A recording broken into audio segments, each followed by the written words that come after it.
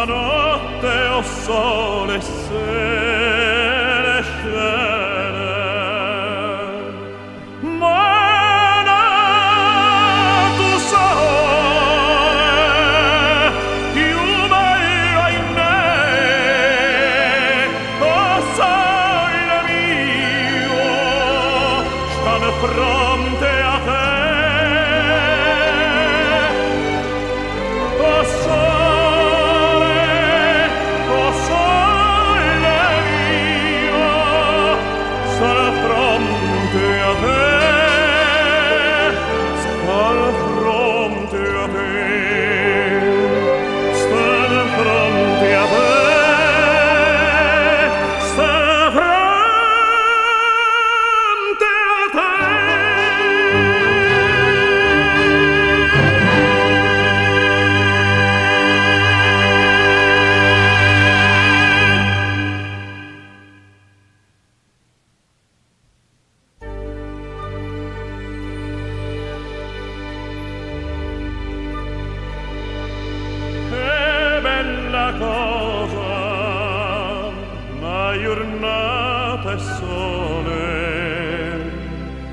N'aria serena dopo una tempesta e l'aria fresca pare già una festa.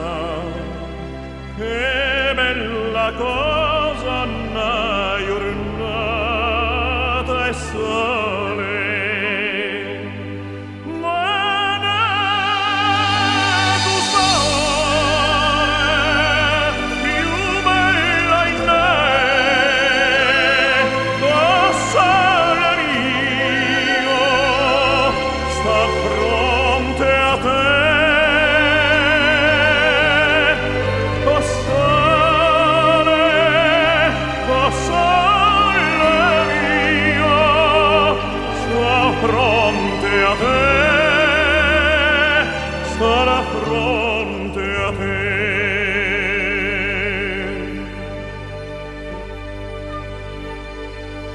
Quando fa notte, o sole se ne scende,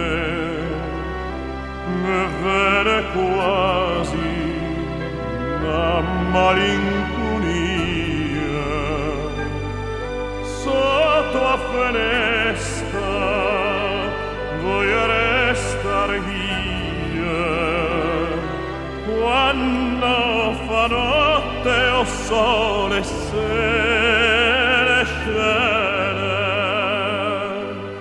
Ma nato sole, più bella in me, o sole mio, stanno fronte a te.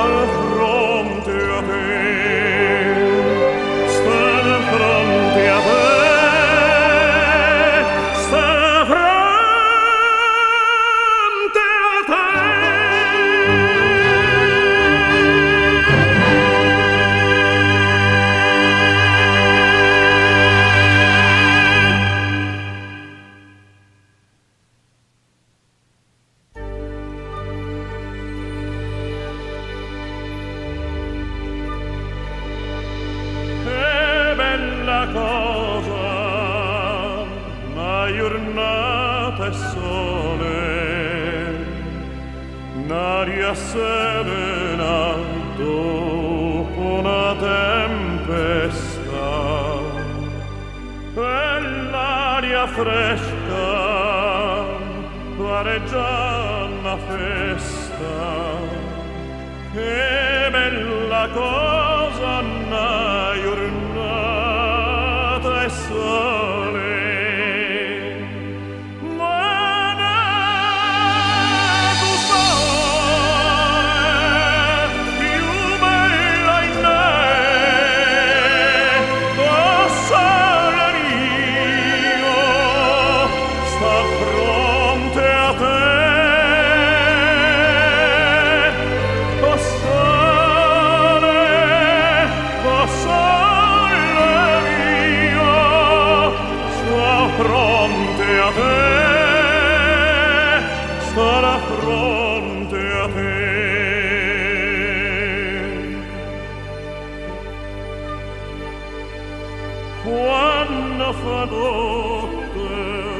sole se ne scende, e vede quasi una malinconia sotto a finestra. Voglio restar io quando fa notte o sole se ne scende.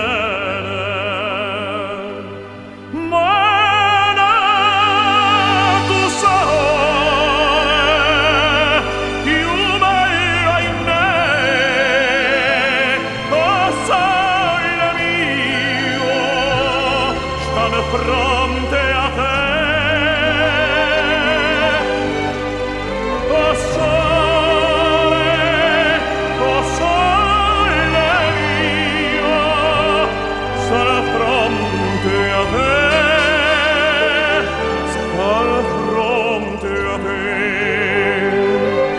sarà fronte a te.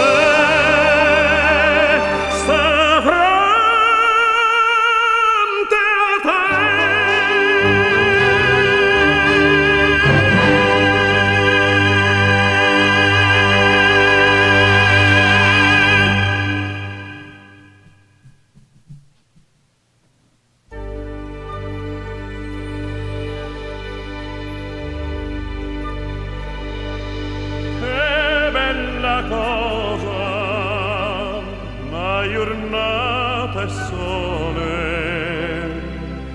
un'aria serena dopo una tempesta, e l'aria fresca pare già una festa.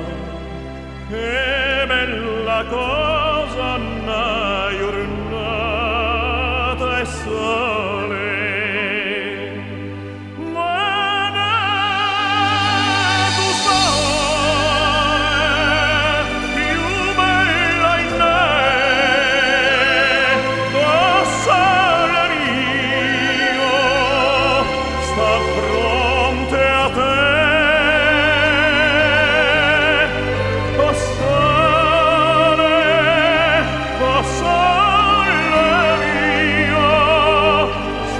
Fronte a te, starà fronte a te.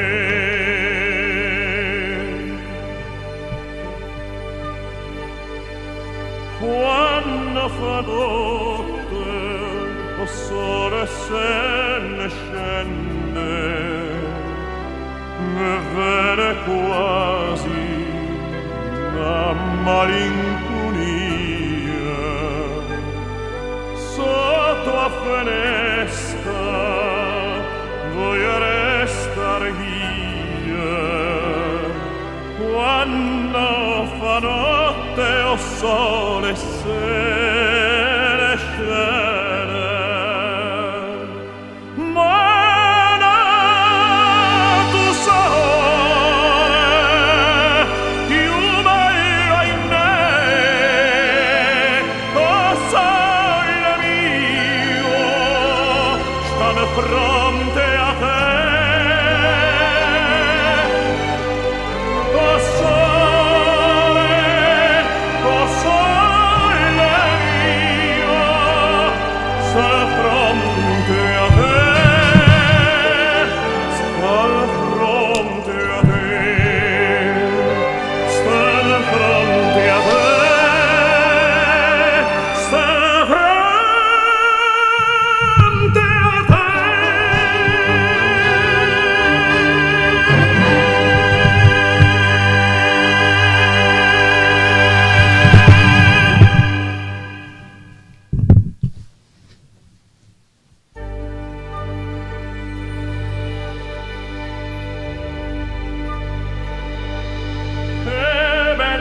Cosa, una giornata e sole, un'aria serena dopo una tempesta, e l'aria fresca pare già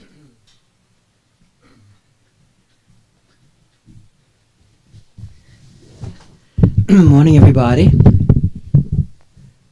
If it looks familiar, it's not California. We had to come back a little early because we have heating problems here with the heating system. Not that it's not enough, it's too much. We had a new boiler put in last year, and so we left. It was like this. We came in and had to get it fixed, so I came in. So now I'm back. We had a good time. Good to see you all. That's a great song, wasn't it? Solo Mio. It's a real spiritual song, a true spiritual song. You know, it's not a song to some borderline father, you know, like most of the Old Testament is, you know, or, you know, sacrifice your son. No offense to anyone, don't offend anyone. You know, but it's not very patriarchal, is it? Not very patriarchal. Not very patriarchal. And not very theocentric either, you know, as an entity. And it doesn't suit the authoritarian personality very well either, huh? Equality consciousness. And because experiencing freedom, the true freedom of potential space, is existentially challenging, huh? To be an authentic free person. We're just playing O Sole Mio for you guys who are just coming in as a true spiritual song, in my point of view, because it's a song of companionship, huh? And to me, that is a friendship, de amicizia. That truly is spirituality. And it's not so much a song to the patriarchal father, often with borderline characteristics, like often in the Old Testament, you know. Bring me your only son and sacrifice him. It's not very sacrificial in that way. And it's not very superego based either. There is this great book called by Keith Dahlman. It's a translation of The Circle of Total Illumination. The source of the early 17th tantras, the source of those tantras, Tibetan. So most of all this stuff comes out of Tibet. Later, the Indian people, Indian Buddhists, run away because in India they were being killed by the Mongols, and also it wasn't going on so very well because Hinduism was much more dynamic and more local, so to speak. So there was a conflict when they came back with the early Dzogchen teachings, which were primarily Tibetan. Then there was an attempt to transform that in the 11th century. A little history for those who like that sort of thing. I'm glad to be back. But we had this heating problem here. It was just cooking with the new boiler with all these power things we had put in. So we had to come back and have it lowered out. Too hot. Like a lot of things. So glad to see everybody. And we'll extend to each other as we always do in that De Amicizia. There's a great book on friendship by Cicero, and that song O Sole Mio brings that out, huh? The song of companionship with one's own self, with others, and even this world. Hope that makes sense to you. And we do love California more and more and more. Probably be spending more time there. So one of the things I really would like to do is if possible, to have more, when we have programs and sustained programs when we're not here, for you guys, for you all to teach also, huh? And we spent a long time together in this mutual experience, a growing experience. And we've had various lamas and teachers, Swami Muktananda, Hindu teacher, Yenshin, Joao de Deus, other teachers come, many lamas, Lama Norla, Lama Wangdor, Kunjan Dayton Leaper, Rinjin Dorje, Lama Tarchin coming since through the and most of these teachers are very independent, non-patriarchal, non-theocentric. Remember when Lama Wangdor first came, who is like the great Lama of Solpema. Solpema is in India, where Pamasambhava and Madhava were together. They lived together in companionship, in union, in the mysterious conjunctio, practicing becoming illuminated. And when he He was very famous because he carried his teacher on his back from Tibet. Okay, not a little thing, huh? And he carries his teacher, all because his teacher was crippled, and he carries him from Tibet into India. And even to this day, when Lama Wandor is always kind of bent, and from that, and it's something he was very happy to do. But it's the first story he tells us, says when he did that, at the same time, then the Lama asked him, told him to come back, because he went to Seoul Pema. It was just all jungle and tigers and really wild. Then he started to build that place up because it had so much energy. It was such a sacred place, a loka, of the primordial guru as Pamasambhava, huh? Because the primordial guru appears within everyone and everything, Dhamma. So, and Lama Wandor tells the story that he said, no, I'm not coming back. That was his first declaration. So when people tell you these stories, they're telling you something about the role of independence, about the role of your own authority, about your own decision-making, and you're freeing yourself from patriarchal, theocentric frames. Then pretty much every Lama we've had come has been that way, huh? We've had a few occasion different ones. One time we had a Bon master come, and with 6 of the Bon people. And the Bon tradition, you never hear much about it, but it's the earliest tradition, primarily shamanistic tradition. I know I had connections with that tradition, and we loved having them come. And we made a big deal about them coming, and we had a lot of people come, got lots of money. And a lot of people from the Gestalt Institute of Cleveland came at that time, too. And the Lama was named His Holiness, which I always tremble at such frames as His Holiness, okay? It's too much like Your Highness to me, okay? They get very close, maybe for me, but not for you. So His Holiness comes, and we're having these teachings, but they're not Dzogchen. So wait a minute, when I kick it. So we have I'm telling you these stories purposely. So we have a moment, this coming here, he's not teaching Dzogchen. He's teaching certain wonderful things, but not Dzogchen. So really, okay, we go up there and visit him up on the 3rd floor. Everybody stays here. What do you do? And nice having people stay here. You can really get to know them when they stay in your house, right? It's different than meeting them in line. So I said, "Oh, Your Holiness." And first, when he came to tell me whatever he wanted me to teach, where he made the arrangements, I said, "You're not teaching Dzogchen." And he says, "You Americans want to fly to the moon." I said, "Your Holiness, we have gone to the moon." That was a crisis moment between he and I at that moment, huh? And Skip was here at those times, which was fine with me, you know, because we never depend on one person, even though friendship and Dhamma is enormously important. And when you don't feel that friendship, I find with a teacher, I know they're not my teacher, you know, and I've had really great teachers throughout my entire life. And I've always felt, I've mentioned this before, and you can take this and look at your own self. Do you have certain needs to have patriarchal people as your teacher, or authoritarian people? Maybe you do, you know. And the same thing all the way through from my life, from Baba, different teachers, has been really one of friendship. So after that, we had a little crisis with that group. So he came down one morning and read a book from Dzogchen, a page. That was it. But the whole place just collapsed at that moment, as Skip will tell you. And so that was the end of that relationship. That's why it's really good to let go relationships if they don't work, right? It's really one of the great things to do, to be able to let go relationships if they don't work. Unless you're too afraid to be independent person and live the life of potentiality.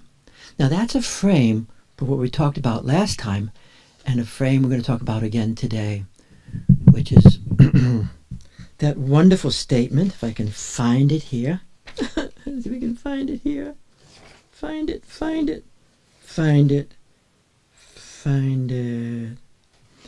In existential Dzogchen, often we have that chant that Lama teaches, singing that chant. Lama, come when you come in, right? The Dharmakaya is found within the experience of phenomena. So the Dharmakaya is not separate from phenomena whatsoever. The Dharmakaya is found within phenomena and is phenomena. There's no essential difference between Dharmakaya, potential space, and phenomena. To know that is to really know something, huh? It changes everything for you if you actually experience that. Raise your hand if you're understanding what I'm saying. So a lot of traditions make a big distinction between Dharmakaya and phenomena. You know, phenomena is not the very essence of the Dharmakaya. It's some kind of a reflection, a display, but it's not essentially the thing. It's higher. There's no, in Dzogchen, in true Dzogchen, there's no high or low. It's all exactly the same. It's the same whether in Nirmanakaya, here we're in the Nirmanakaya, same place. It's the same if we're experiencing the archetypical manifestations, and it's the same if you're in pure potentiality. I'm going through this fast. So I would like again to go into today the realm of potential space. Because some kind of way we think of the Dharmakaya is something deep. You know, you got to be sitting someplace for 35 years and then you discover the Dharmakaya comes to you. Or the Dharmakaya is far, far away, deep within you beyond immediacy of the moment. As Dzogchen Rinpoche says in Calling the Lama from Afar, the Buddha, awareness, Dharmakaya, is nowness. It's totally in the now. It also says in one of these great Dzogchen texts, again, from this wonderful text, the Circle of Total Illumination. To me, it's the summation of Dzogchen as the light. It's the summation of Dzogchen of everything being the light. It also says this, in the Tantra, it goes like this. The zero dimension awakens in zero appearance. So primordial awareness is just openness, quantum point, pure awareness actually is opening in appearance. So within appearance itself, there is this potential there's this potential space that if you can access it, change takes place. So today we're talking about change. Then we'll end a little bit more with Tantra, given all the events that are going on. So the soul, S-O-L-E, holistic sphere, S-P-H-E-R-E, of the Dharmakaya blends. It blends with the undivided field of appearance. It's this field that we're in. It's blended in this field of appearance into the elixir that shines like the sunlight of the sky. So as you begin to experience that, phenomena begins to shine. It shines in yourself, it shines in your awareness, and it shines in others. Now, you don't have to listen to stupid talks like this to see this shining of appearance, right? You walk around and you see people, and you see the shining of appearance coming to you, especially if you're in a good mood, okay? Or you have the best drinks is a good cup of Cuban espresso with a healthy lassi, balancing out good and evil, right? I'm entertaining myself. I didn't expect to be back. So, within the depth of transitional awareness, within the depth of my own awareness, depth doesn't mean far. It means depth. It means not superficial, right? It doesn't mean far. Depth is not far. You can step into some water and it's 100 feet. Depth does not mean far away. It simply means the depth of yourself, the opening of yourself, the opening of openness, the purity of your own awareness. Bringing that forth is timeless awareness. And this timeless awareness, which we all can feel, you don't have to be special to experience timeless awareness. You just have to notice it. Let's try it right now. And more often than not, we're in time. And because we've been practicing meditation, sometimes sitting by ourselves in darkness, we get used to that timeless state arising. Then we integrate. We don't end it. We don't end meditation. We integrate time into that place, right? In fact, that's the theme of all this. We integrate everything into timeless awareness. And this really is the realm of pure potentiality. It is pure potentiality. Pure potentiality, and to the degree that I can access pure potentiality in myself, in this realm, and the degree that I can access pure potentiality in the realm of the Sambhogakaya, the archetypical realm. And to the degree that I can access pure potentiality in its home of pure potentiality, to the degree that I'm attuned to that degree, I'm liberated. To touch pure potentiality is liberation. It's not a function of merit. Spiritual M&Ms. In the language of existential Dzogchen, this timeless awareness is the Dharmakaya. And so to experience potential space, using this from Winnicott, but it's also a Dzogchen phrase too, is to experience the Dharmakaya. So the invocation in existential Dzogchen, it says, grant us the single blessing, only want one, to realize the appearances, that all appearances are the Dharmakaya. No separation. None. This means that all phenomena and all appearance are the self-manifestation of pure potentiality, including my own awareness. There is no essential difference between phenomena and this essence of potentiality. That's why someone like Durjam Lingpa, and most of the stuff I'm taking is from the Durjam lineage, including the Lama who chants that other thing. And this is also Kashmir Shaivism and also phenomenology. To experience the purity of all phenomena, as we've been focusing on, the purity of phenomena itself is potentiality. You feel that potential space. As therapists, we know that people struggle. They no longer have potential space, right? They come, people come, I come, you come, because we can't find potential space. And especially in death, which is the moment of vast potential space, we can't find it. Deathless awareness is potential space. So we have that blessing of potential space. Because potential space has the power of manifestation. It also has the power of dissolving. It has the power of destruction. That's why for change, unless you have potential space, you cannot let go of shit. Can't let go. You and I are stuck.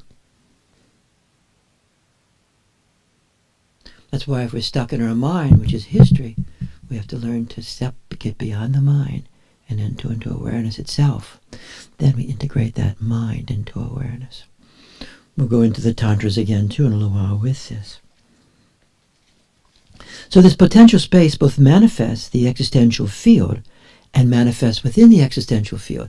So it manifests the existential field of pure Dharmakaya, it exists the existential field of Nirmanakaya, and exists the field of Sambhogakaya, this creation, this manifestation and dissolving, and this eternal circulation of appearing and disappearing.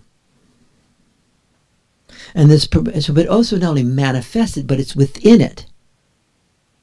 A lot of traditions don't buy that. That's a sad thing for them. And they don't buy the divinity of appearances, the validity of appearances, the actuality of appearances, the luminosity of appearances.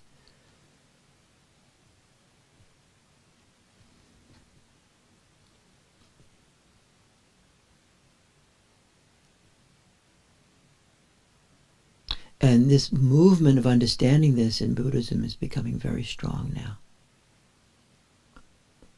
It's moving stronger.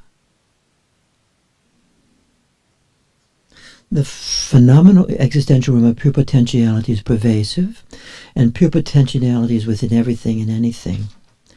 This potentiality is the essence of phenomena and the essence of appearance, whatever the form or character of appearance. That's why purity is in everything and anything, even if it's terrible at the level of good and evil, or stupid at the level of truth. The dilemma with pure potentiality is this. Is Skip there? Yes. Skip and I have discussed this a lot. The problem with pure potentiality is this. It's an indeterminacy. Indeterminacy is not always a fun moment, at least for moi, right? I like the same thing. So pure potentiality is the indeterminacy E-I-N-D-E-T or M-I-N-C, of timeless awareness. So timeless awareness, this potential space that's in time, manifest time, and yet it's in time. You can access it.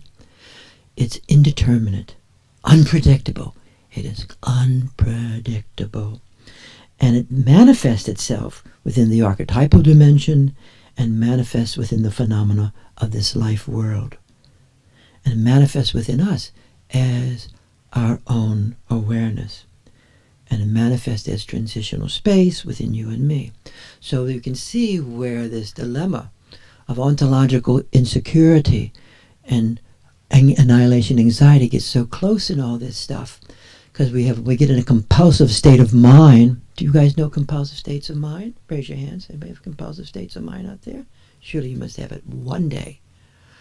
In these compulsive states of mind, they're a false sense of security. They're the Winnicottian false sense.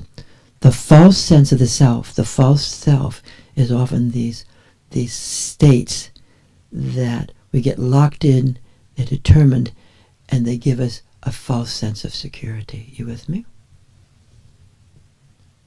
When people enter the God realm, like a super powerful people, super wealthy people, they think they've overcome this. You with me? So the very fact, the vast sums of wealth and power creates a vulnerability of delusional state for those people, huh? And they act omnipotent. That's why to think yourself as God is a two-edged sword, huh? That's why in Buddhism the God realms are described as they think they're so great, then they plunge back down to the little animal realm. I like that kind of story. So, timeless awareness manifesting in time. Everybody out there okay right now? Am I going too fast? Let's extend it to each other. Extend to me, I extend to you. So timeless awareness manifesting in time actually gives us an ontology of change. Because change is not simply psychological. It would be easy. But it actually is at the realm of being. So we've been talking about the intertwining of psychology and being, right? That's what transitional space does. Are you guys following me, or are you guys blanked out? What's happening out there? Are we on the same bike? Same bike? Okay. Yes. Great. So change is a moment of timelessness arising in time. You don't have to buy any of this. You don't have to buy that your primordial awareness gives you the sense of change. That's why Winnicott got interested in primordial awareness, because people couldn't change. They were in their mind trying to change what they're trying to change. But when they began to experience this state of awareness, this intermediate area, then change could take place. Exactly the same thing in Dzogchen. Exactly the same. Maybe Winnicott would read little Dzogchen books at night. I doubt it. He stayed with his own experience. All Dzogchen is trusting your own experience no matter what, and you stay with your experience. That's what it really is. So change is a moment of timeless awareness entering time and space. And I always have gratitude to all my teachers. I don't always get along well with every teacher, that's for sure. But I like having that sort of option. I remember Jim, what's his name, Jim Dabney? He was with Namkhai Norval, with a program many years, 1990 something. And he came to me and he says, Rudy, the essence of Dzogchen is timeless awareness. Boom, got it. Change is a moment of timeless awareness entering time and space. So if you're locked into time alone, you're locked into determination. You're a determinate situation. Try as you might. Beg as you might. Timeless awareness is pure potentiality, indeterminacy, manifesting in time. Wow, that means I have to have access to that. It doesn't mean I have to be a little Dzogchen practitioner to feel potentiality, right? A lot of creative people live in potentiality, huh? They also they tolerate insecurity really well, huh? So timeless awareness is pure potentiality manifesting, both manifest time and manifesting within time. Timeless awareness is pure indeterminateness manifesting within the space of time and place. Maybe we're there right now. Maybe we're actually accessing timeless awareness and time simultaneously right now. Timeless awareness is potential space as indeterminacy entering into fixated states of mind and fixated states of situation within time, within space. That's what death is, you know. Death, it's gone too far. Your body can no longer make it. Nothing's working anymore. It's really fixated. You with me? You know, this is dropping away. That's dropping away. Everything's dropping away. You're looking, it's all dropping away.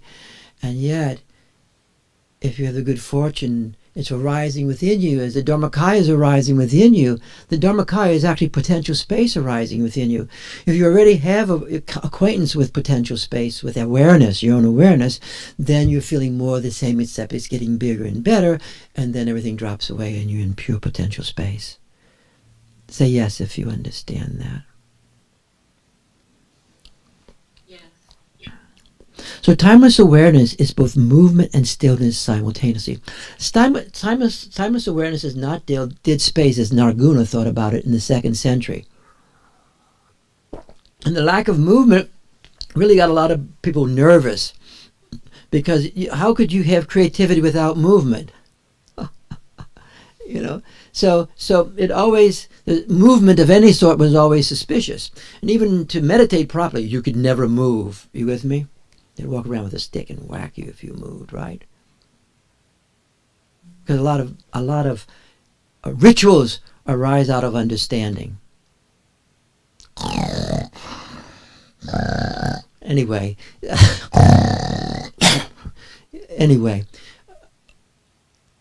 so a lot of rituals arise out of our understanding. So understanding that primordial awareness itself is movement and stillness. So stillness itself doesn't bother you if there's no stillness, or you feel stillness within the movement and movement within the stillness. Because a lot of Tibetan problems and Buddhist problems are not change. They had very real difficulties with theory of change. Because where does the movement come from? Maybe you guys don't have a lot of extra time. I do, so I think about such things. So the movement is in the Dharmakaya itself, and she moves. She gives a spanda. She moves. That's why she is the Tromanagma, the Dark Mother, and she begins creating everything out of everything. And there's movement and stillness all the way through everything. There's movement and stillness. That's why in Dzogchen they say, don't worry about stilling your mind, Dodo. Don't worry about stilling your mind. Because you never ever will. And even after you still it, so what? And if you think you have to still your mind to experience primordial awareness, that is not the truth. That's the Vajrayana right there. A lot of stilling of mind with Vajrayana. Every pausing, every thought, every thought, desire, word, action, or omission, wrong or seriously wrong, is your path to liberation. Raise your hand if you know that. Probably. Jan, you know that?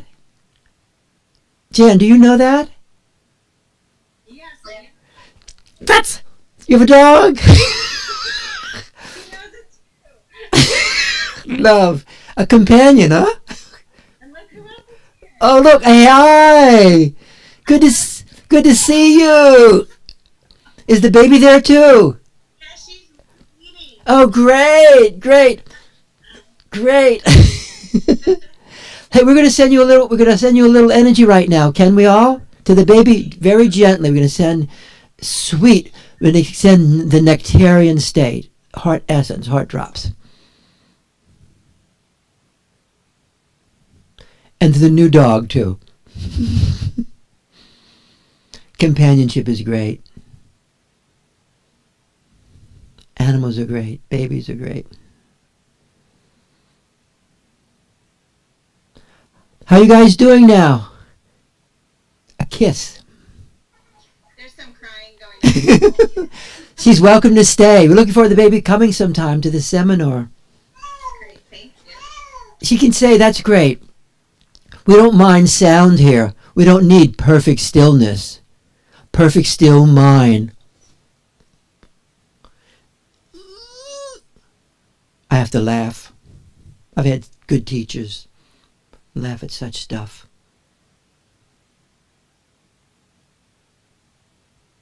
Rudy, can I say something? Sure. This Tom. So when I hear this, where my mind goes, is that really nothing matters except that we realize everything is potential space. That's Whatever is happening, whether it's slow, it's fast, good, bad, it's all potential space. Okay. The realization that it's all potential Okay. space is the freedom. yes. Now, that is true if it's not a thought.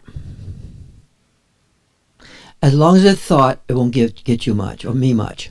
You mean as long as everything is potential space is not the thought? Yes, as long as it's not just in language. Yeah.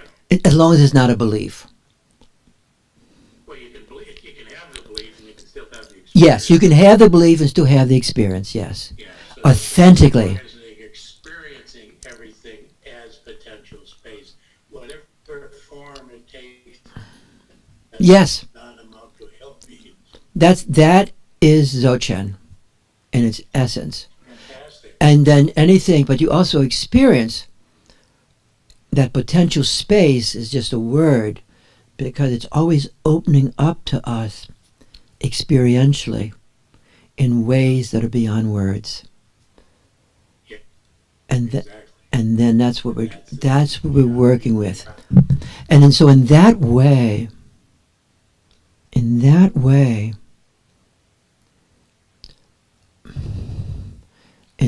to embrace that beyond words,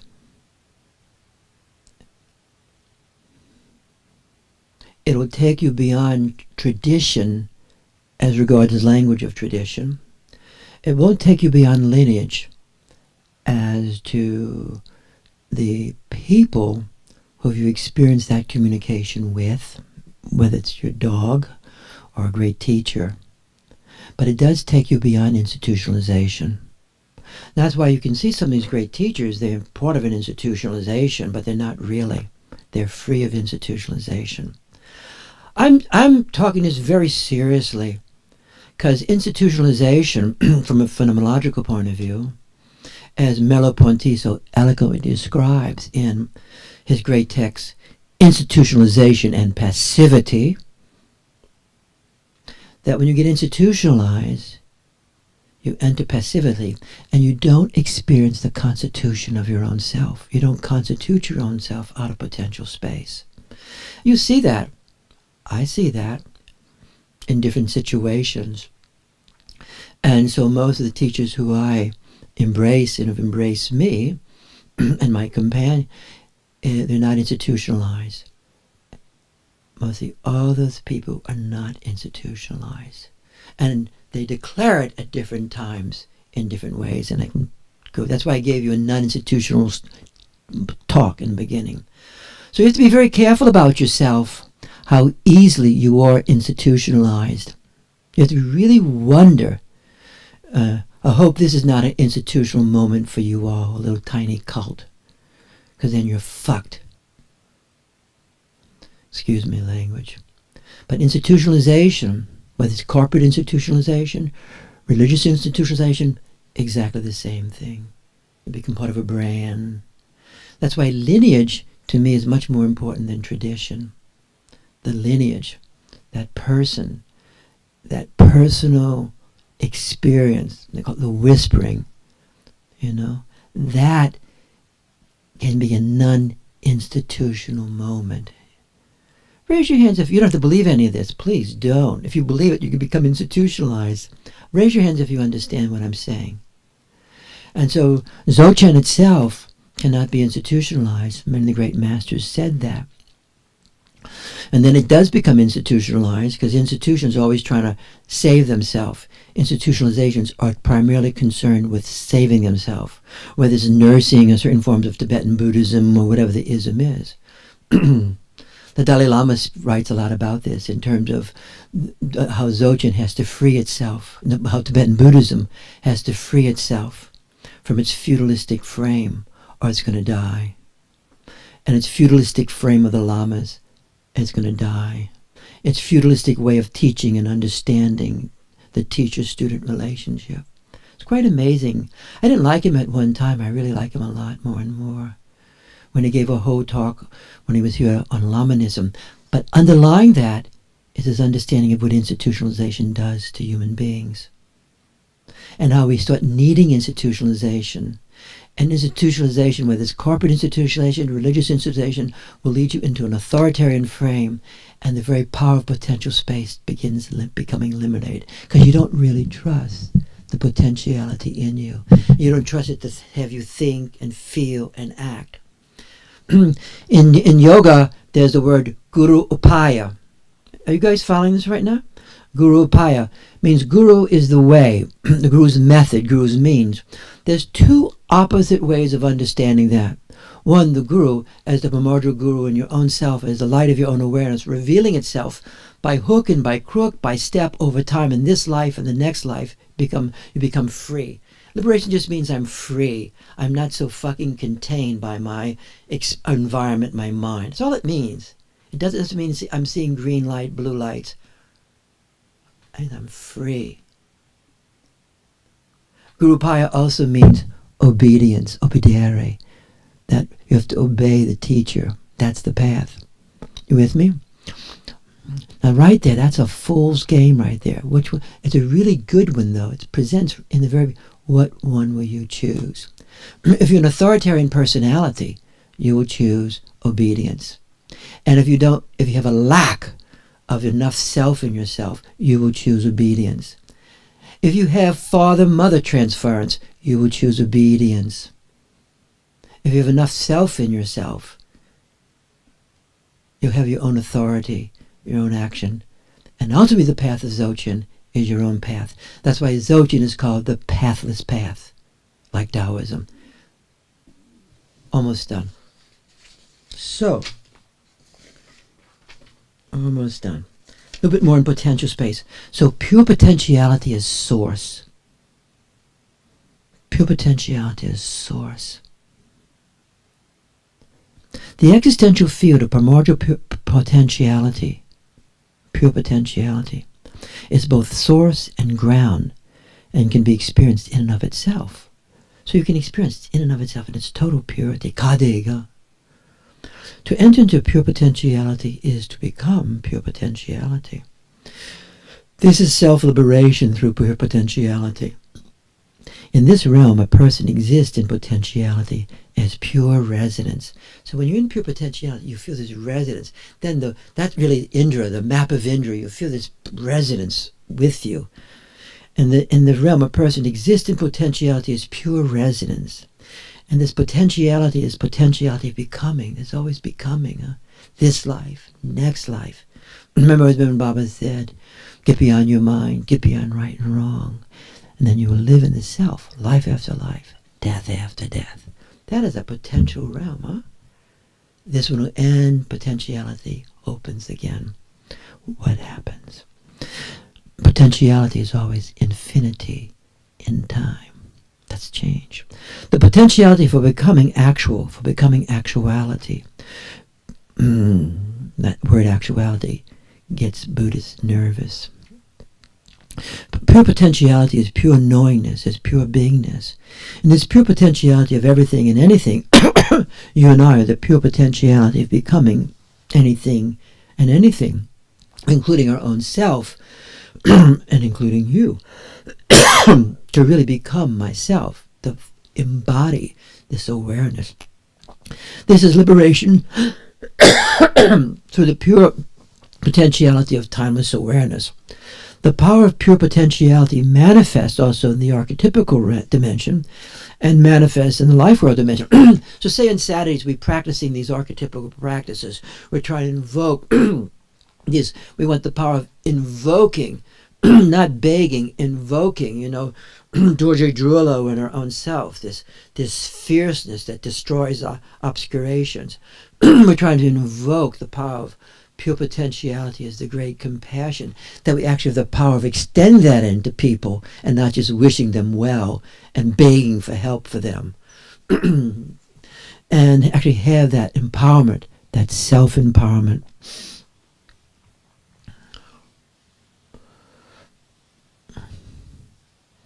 And also manifest in the life world, this is like just as we are, as in all these circumstances that seem so fixed, right? And when we start to actualize potential space, and then the opening takes place for us, or we find a way for it to take place. Because it's not always a function of intentionality. As we discussed last time, do not think that potentiality is a function of my intentional mind. Ayn Rand, right? Good thoughts, no bad thoughts here. Desire, to the degree that our desire is not from my mind, but it's actually reflecting and connected to this potential space, then desire has the power of invocation.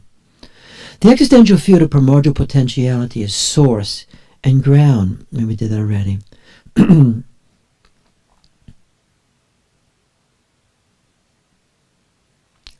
So most amazingly, this is the amazing thing, and this is where some of the Buddhist teachings on Ana-Atman, which Dzogchen masters do not buy necessarily at all, including Longchenpa, the non-self, because they understand the self is not my mind, right? We know that, right? Or it's not my thinking function. Do you know that? It's not your mind. Really great. But a lot of us think our self is our mind, or we think it is our thought, or we think it is our drive. We think it is our feelings, right? So in that way, Dzogchen says, yes, awareness is not your mind, but awareness is yourself. Awareness is primordial awareness as me. There is a me, there is an I. Aham ah. The powerful mantra in Dzogchen is aham, and I'm getting ah to it. Aham ah. And the same in Shaivism. The heart essence mantra is aham. What does that mean? Who knows what aham means?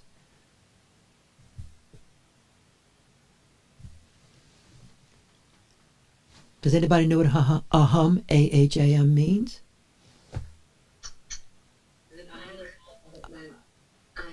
Who said that? Who said that? Jen. It's I am. Aham ah. I am becoming what I am. I am. But there's a movement. I am. I'm complete and still unfolding. Aham. Aham. A-H-A-M. Aham. I am. If you read Durjam Kunze Dechen Lipa's White Tara, the essence of the White Tara mantra is aham, I am.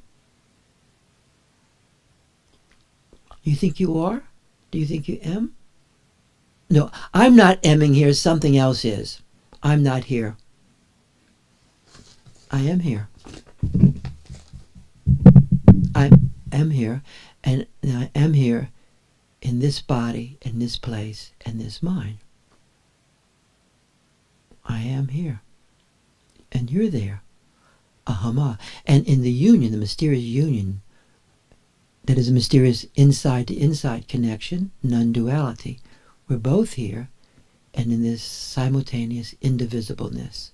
Right? Oh, there's nobody here. No one here at all. There are no donations. Where do they send the donation to? No one here? So anyway, our very awareness as knowingness is a self-manifestation of pure potentiality as source.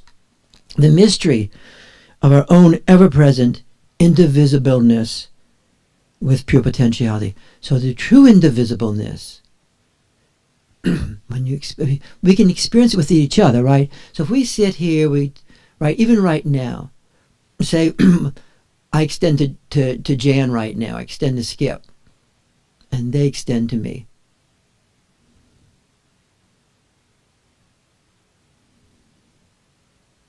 Now, do you feel that, Jan? Yeah. So there's Yes, I definitely felt that. So there's a bit of indivisibleness, and we can all do it with each other, and we learn how to sustain that. That indivisibleness actually opens our relationship to indivisibleness itself. Our indivisibleness with a person opens indivisibleness itself to us. Do you understand that? So even if the person dies, which they do, that's why the problem of love is that people die. That dog's going to die, right? And when that dog dies, that indivisibleness, there's a rupture around that.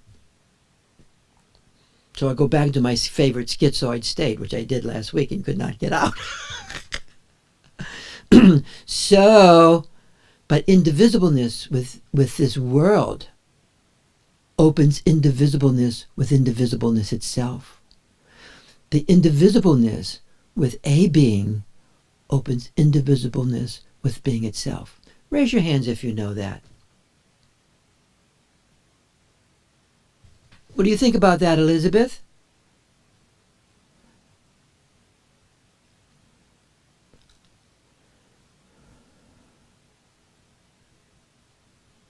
Brian, I was just looking for the white tar of Great. into Lympha. Okay. That was when I think about the individual, I definitely experienced that Yes. Yes. Say very strongly. yes. You love your son. Have especially Yes. yeah, my son, with my mother who died many years ago. She's more present Someone went to the bathroom. before. Yes. What? Go ahead. I'm sorry. Yes. Go ahead. Yeah. About your mom. I was just saying that she's more present to me now than when she was in physical form. Yes. So this question of indivisibleness, and that through this Namanikaya realm, we experience through indivisibleness with a human being or a animal or even a house or a song or creation, we experience indivisibleness itself. Through a being, we experience being ourself. And through our own being, we experience being ourself. And if we cultivate with a little bit of awareness, we can experience the ongoing continuity of indivisibleness. And with that, annihilation anxiety begins to dissolve. Not missing. Yes, please. Can I say something? Please. The indivisibleness and the experience of it and the experience of dependent arising, somehow that feels like they come together. They do come together because dependent arising means that everything is manifesting first from primordial awareness itself.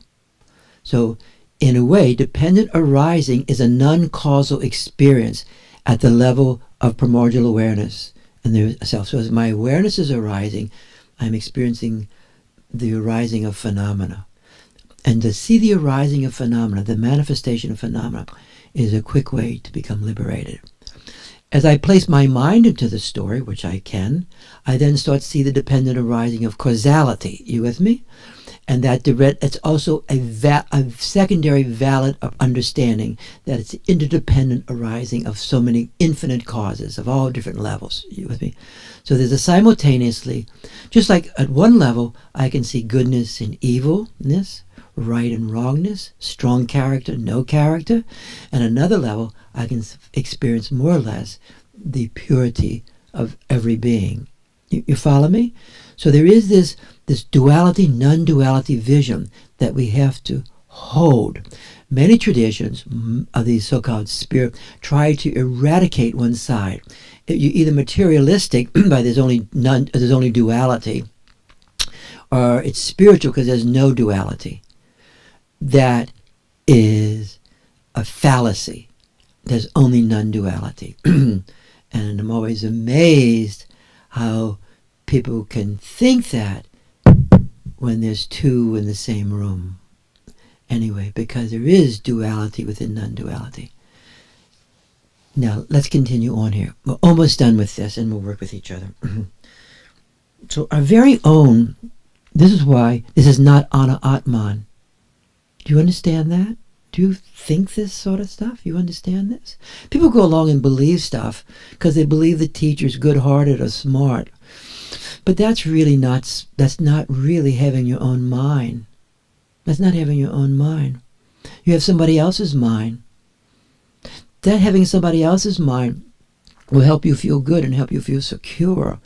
But basically you're a fundamentalist at that moment. You know, it's like a lot of people vote for Trump. You with me? You're a Trumpy.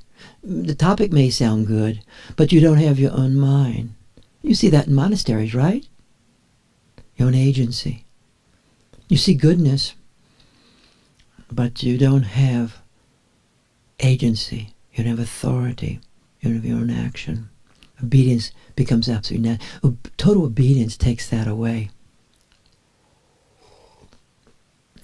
And what happens with that, people stay young in spirit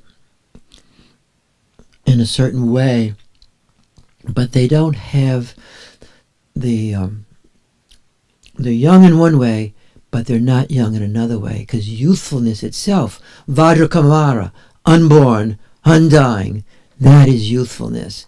As you integrate the power of your own awareness as your own self, and you feel that dhammacittya, that companionship with that dimension in your own self.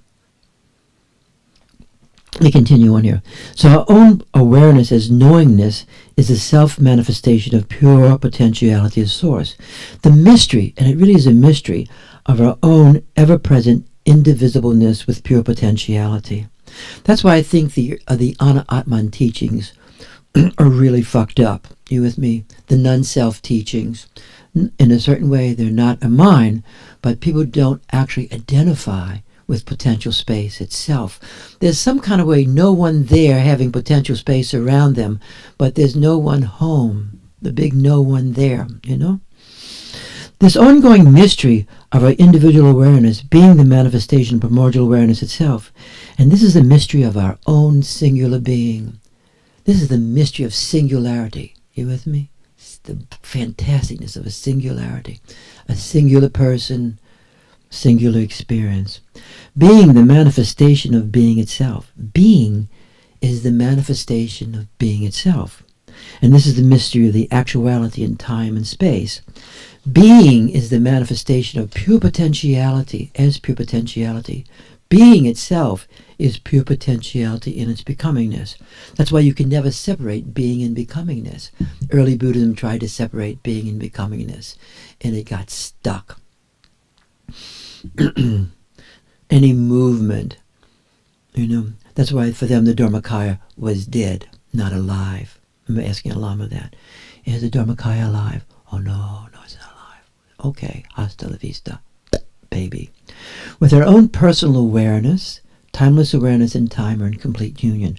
Within your personal awareness and even right now, timeless awareness and time are in union. I have to experience it though for it to really be mine, in owning. So the union of timeless awareness within time and time within timeless awareness is the power of self-liberation. That's why it is self-empowerment. The union of timeless awareness in time and time in timeless awareness is self-liberation. Liberation can take place within our own simultaneous experience of timeless awareness in time and time within timelessness. Do you buy that? Do you buy that? Do you think about that? Do you practice that? I bet you don't. Isn't that arrogant? I bet you don't. I bet you don't. Time and timeless awareness. Simultaneous. Of course, the power of pure potentiality is foreclosed when we're in mind alone. That's the real problem. The power of pure, if you're a believer, you'll be stuck with your beliefs. The power of pure potentiality is foreclosed, And when personal, you know, it says beliefs are not worth anything. Nam ke normal. Beliefs aren't worth anything. The power of pure. So if you just believe this, great, thanks for the money. The power of pure potentiality is foreclosed, and we're in personal mind alone, and we get locked within institutionalized cultural mind. Let me say this again. The power of pure potentiality is foreclosed, and we're in personal mind alone, and when we get locked into institutionalized cultural mind alone. Has that ever happened to you? Have you ever been locked into institutionalized mind? Have you been locked in institutionalized mind? Most of you guys probably haven't. Some people really need institutionalized mind. You can see it. There's a certain look. The word youthful has two meanings. One's the pueri turnus, and that means you're locked. Your pueri turnus can get locked into institutionalized mind. They're young. They don't come into their own authority. There's another youthfulness, Vajrakumara, unborn and dying. You can't be institutionalized. You just can't be. Merleau-Ponty describes in his famous text institutionalization and passivity, meaning institutionalization will pacify you. You won't be passive in terms of the institution. You for the institution itself, for the culture, you will do anything. You'll die, you'll kill, you'll sacrifice yourself for the institutionalization. But for yourself, you won't do that. And you can see how you have non-self thought arises when people institutionalize. Raise your hands if you understand this. Or is it getting boring, this hooray you're getting this morning? Rudy, could I ask a question? Who's asking the question? Marla. Hi, Marla, yes. Good morning. Where I'm going is, does institutionalization, is it a way to quell that annihilation fear and abandonment fear that arises in that indeterminate space? That there's a clinging to that form. I understand certainly how it forecloses potentiality. Yes, that the institutionalization is an existential issue for all of us. It is a primary existential issue is institutionalization. And it's institutionalization where you're working in a family system that can become institutionalized completely, right? You go into a very highly enmeshed family system, right? You go. If you look at Minuchin's work, who knows Minuchin's work on structural family therapy, right? You will see a deinstitutionalization taking place. You go into certain other family therapist systems, and it's an institutionalization of family. It tries to create an institutionalization. Some of the Georgetown group, okay? Institutionalization in corporations, institutionalization is an existential issue. And institutionalization, without institutionalization, this computer wouldn't be on, I wouldn't be sitting here, we wouldn't be here at all. Institutionalization is necessary for civilization. You with me? But to be free within institutionalization is the challenge. For instance, it's great that monasteries exist. You with me? They're places of learning. Without monasteries, civilization would have disappeared thousands of years ago. And even today, monasteries create places of learning. But to the degree that institutionalization and the form of the institutionalization destroys subjectivity, destroys agency, and destroys self-agency, to that degree, institutionalization is protecting itself and no one else. You with me? For instance, at the monastery, it's great, that monastery, because I actually love a lot of the people in the monastery. I love the Lama a lot. I have a connection with him. He's a friend. You with me, Dhamma. And he's also has primordial awareness. You can enter, you mingle your mind with his mind, and you're going to feel the space of liberation. At the same time, there's a cultural frame which he's trying to protect. That's why his training, his 3-year training, is the same training you get in Tibetan Buddhism. There's something valuable about that. But at the same time, you will see people who are slowly now having the exercise of self-agency, huh?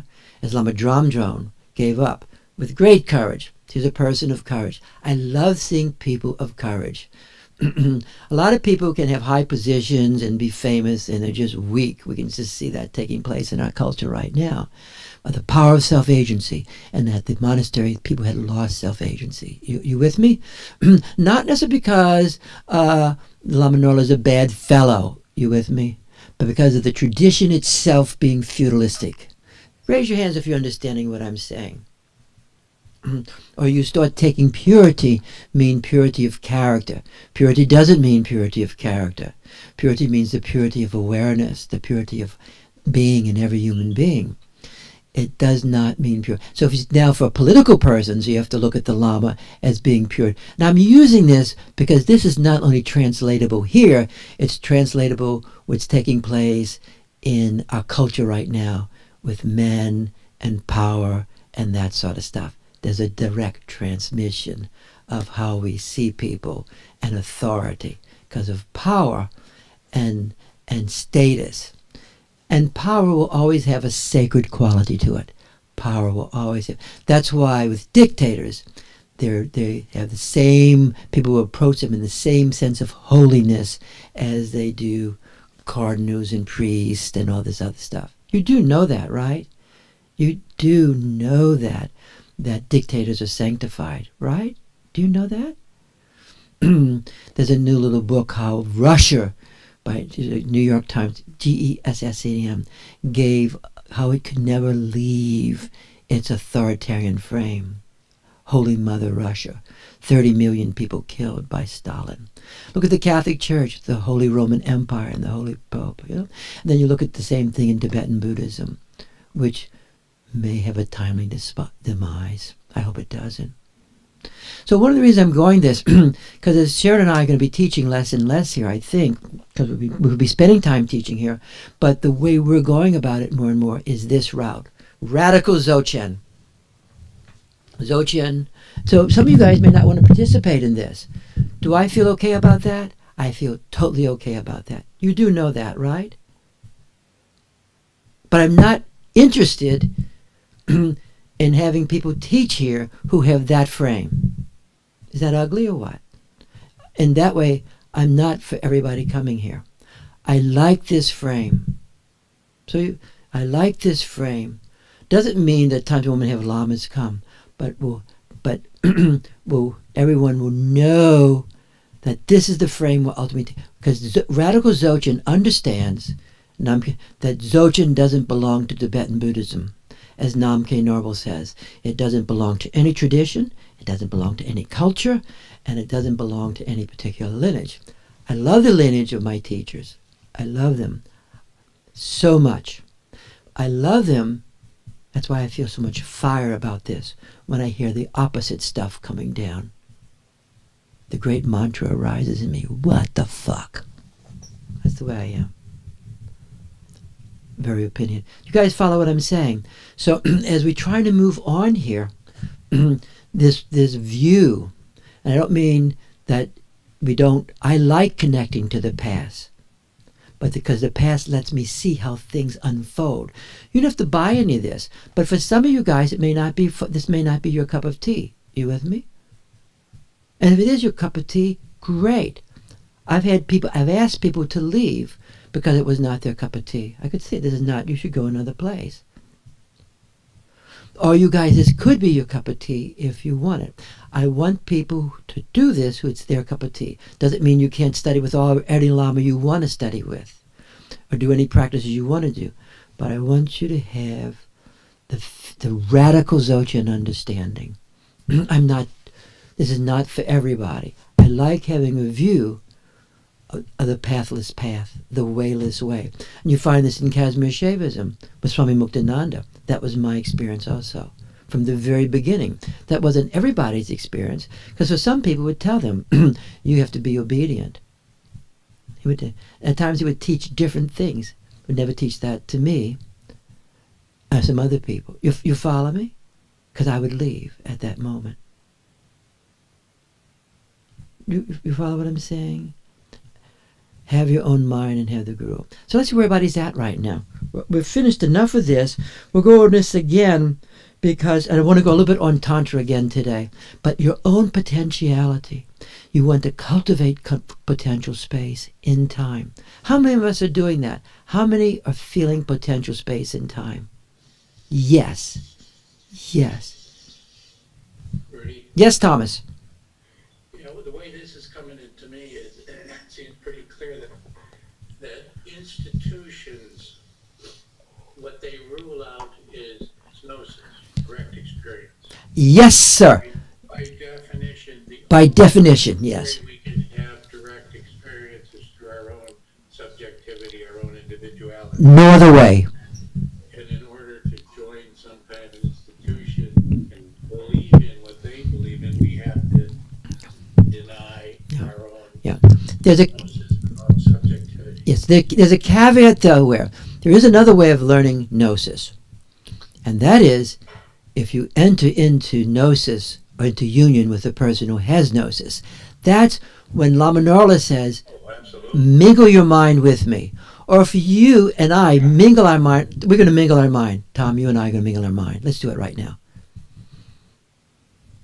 Very opinionated minds, which is great. We're going to mingle our awareness. Yeah, that's transmission. That's transmission. So we enter, but actually we enter into connection, mysterious connection, enter into union with gnosis itself. That's why gnosis is always within us. That's why love can bring us gnosis. That's why we fall in love with the person, not with our mind, but direct. It is, we have experienced gnosis. Gnosis is that close. Yeah. But I always so appreciate Tom, because Tom is a person who loves his own opinions as much as I do, okay? And that's why he's a poet. He articulates all this stuff so directly, you feel it. And that's why I would love for Tom to teach here. You think we don't do institutionalized things where we give everybody certificates unless you need CEU credits. So I like the idea, the possibility of people teaching who have an understanding that's liberating from the very beginning, and practice it. If you don't practice it, then we're it's not. And you can tell whether a person practices or not. I can feel people who do this. You can feel, because I can feel the power that they have no matter what the fuck's happening in their life. You with me? Yeah, the resonance. The resonance and the authority they have. When Patricia talks, you feel this authority come through her, right? So, here we are, hanging out. Yes, Jen, what you want to say? How you doing, Jen? Rudy, this is Elizabeth. Yes, Elizabeth. It brings me back to what I said last week, which is like even Washington Center for Consciousness Studies is an institution, but participating in an institution without dependency, not necessarily what you were talking about dependent. Yep. On phenomena, but the inner dependency with true agency, so that you're there each time. We come each Wednesday, we come each Saturday from resonance, not because we've made this promise to be a part of this institution. Yes. And we need some type of structure. Structure doesn't have to be here. It doesn't have to be here. With me, it is. It doesn't have to be here. To think it's here in the basement alone, there's when people meet and hold the field together, wherever that is, there will be power. There's power in your own room. If you're sitting in your own bed, there's power there because the energy hangs around there. So it's not this basement. If it's this basement, that's great. I hope it can work out. But really and truly, if it's not this basement, so what? But it's not simply up to me, okay, or Sharon, if people want to do this. You with me? But they want to do it, you can do it. Or people can do their own stuff. I'm really glad people are doing their own stuff. I really don't care. And I don't really have a sense of mission in that way. I don't need lots of people. I don't have a sense of mission, you know what I'm talking about, mission, people on mission. I don't have that. Do you have a sense of mission? I don't have a sense of mission. I like certain people. I like people who I like. I have many limitations. I really don't like certain people. I just don't. You with me? And people come who I really don't like. I connive ways to get rid of them. I even create events that get rid of them. This is true. Some of you guys know that, right? Do you know that, Elizabeth? I create events to get rid of people. Suddenly they're there. I don't want this person here. How can I create an event? I don't need lots of people. I don't want a center that leads lots of people. I don't want, everybody trying to have people with converting people. But we can keep an understanding moving that you guys have, we have, that's free of patriarchalness and theocentricness. I don't have a mission. I don't think I'm that needed. I don't think anyone's that needed. I think put my hand in a bucket of water when I'm dead, turn it around, by the time I pull my hand out, I'm gone. I feel okay about that. I don't need memory. Do you need memory that way? People remembering you? You know? So that sort of thing I think is disgusting. You with me? Or I think where one time I gave a talk. It was the Buddha Day at the Insight Buddha Fest, and I gave a talk at Buddha Fest. And so I played that song that I always play of the Lama teaching about the Dharmakaya. So all the monks left at that moment. They all walked out. And then people come up and say, "Oh, you're a teacher now. You're teaching." And there's a certain word, teacher, in that thing means something. You're a teacher. You know what I'm saying? I had new status, you know? And oh my God. This is I thought it was a disgusting moment. You understand what I mean by that? I felt myself being cloaked. Anyway, I hope this is making sense for you guys today, which I don't want to have happen. His Holiness. I do think you guys are dakinis. I don't mind that attribution to people. I love that attribution.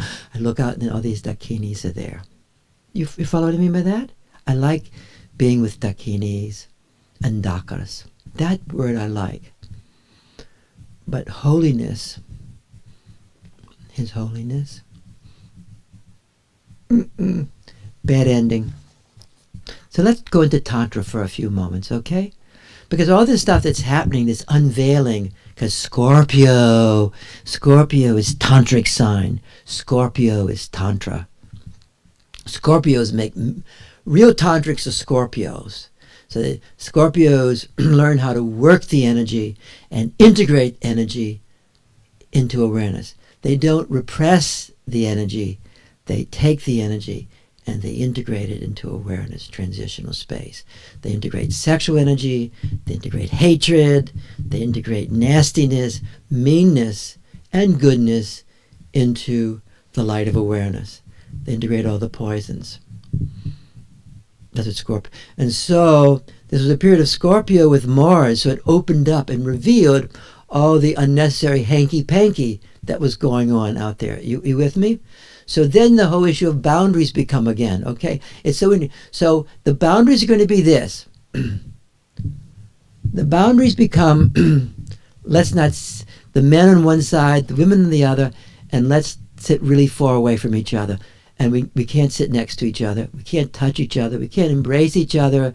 We can't work with each other up close. Because immediately we're going to start copulating in 2 seconds.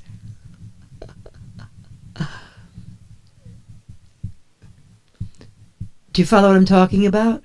So without sublimation, without the power of sublimation, what Tantra is about sublimation.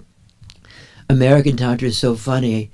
It's cartoons, really. And a lot of when the Tantras are sort of emerging in India, became like cartoons also. And so they would be the thing is the only way to be realized would be to find the right consort. And it was all about the guys, by the way. It was a totally men-centric thing, the right consort, and they had all kind of descriptions what that would be, the right consort. Then Longchenpa comes along, and some others all the way through, and saying, well, now this is really for neurotics, he said, the Tantra is, and this is not the real Tantra. Because Tantra has to do with sublimation. How many people know that? Raise your hands. Do you really know that? Do you not know that? Tantra has to do with sublimation. It has to do with, the word Kundalini simply actually means the power of the light is in your body unfolding, and it's integrating all the sexual instincts. And it's integrating hatred, it's integrating envy, it takes everything and it integrates it. And you have more light, more fire. Just like we had too much heat in this house. It was have to get the pumps out, right? Say yes if you're understanding. So that's why Tantra, all this stuff going on, all the right admonitions, we're going to be safe through distance.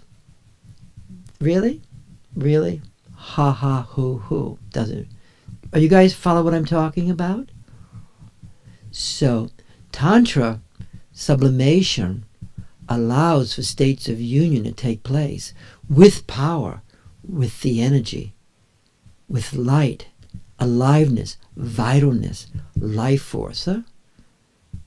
Because the sexual center goes from being located here, which is sex and aggression, and then it slowly starts to stay there, and it starts to move up.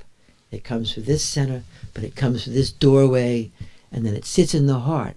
Once it sits in the heart, true sublimation starts to take place, and Eros becomes subsumed by love, by true affection.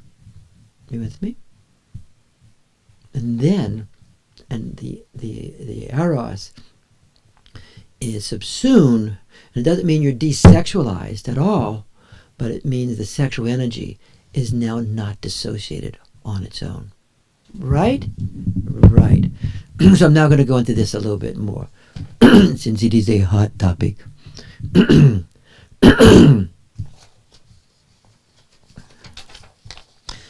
Instinct drivenness, instinctual dissociation, and instinctual sublimation. This has to do with instincts. And if we think we're going to free ourselves from instincts by just simply dissociating ourselves from them, you're going to be in a weakened state. You're going to become a weak person. You're going to become weakened. And and that happens with people if you dissociate all your instincts. You become weak with vitalness, and you become weak. You become it's an old topic, not anesthesic. Ahedonia is one. Ahedonia you become more ahedonic. Anti-pleasure. Anesthesia, like it's anesthesic, you become anesthesic. So, instinctual sublimation, we're switching topics now. You all here? Instinctual sublimation is a focus that takes place when we can live within the liminality, the liminalness, the liminal state of transitional state. So it's living in transitional awareness or transitional knowingness. And rather than dealing with instinctual drivenness by either repression or foreclosure, that's it, or dissociation, we learn to integrate this instinctual drivenness into transitional awareness self. That's why once you have awakened awareness, it's intensely sexual, period. Intensely sexual, because all that energy opens and you don't know how to hold it. That's why a lot of people get Shaktipat in order to have better sex. In India, you go find where there's a good master who can help awaken this energy, that it can wake you, your energy again, and you become youthful again. Or you have to take little pills. So often a person can be caught in between either, we learn to integrate the instinctual drivenness into transitional awareness itself. Most people do not know how to do this.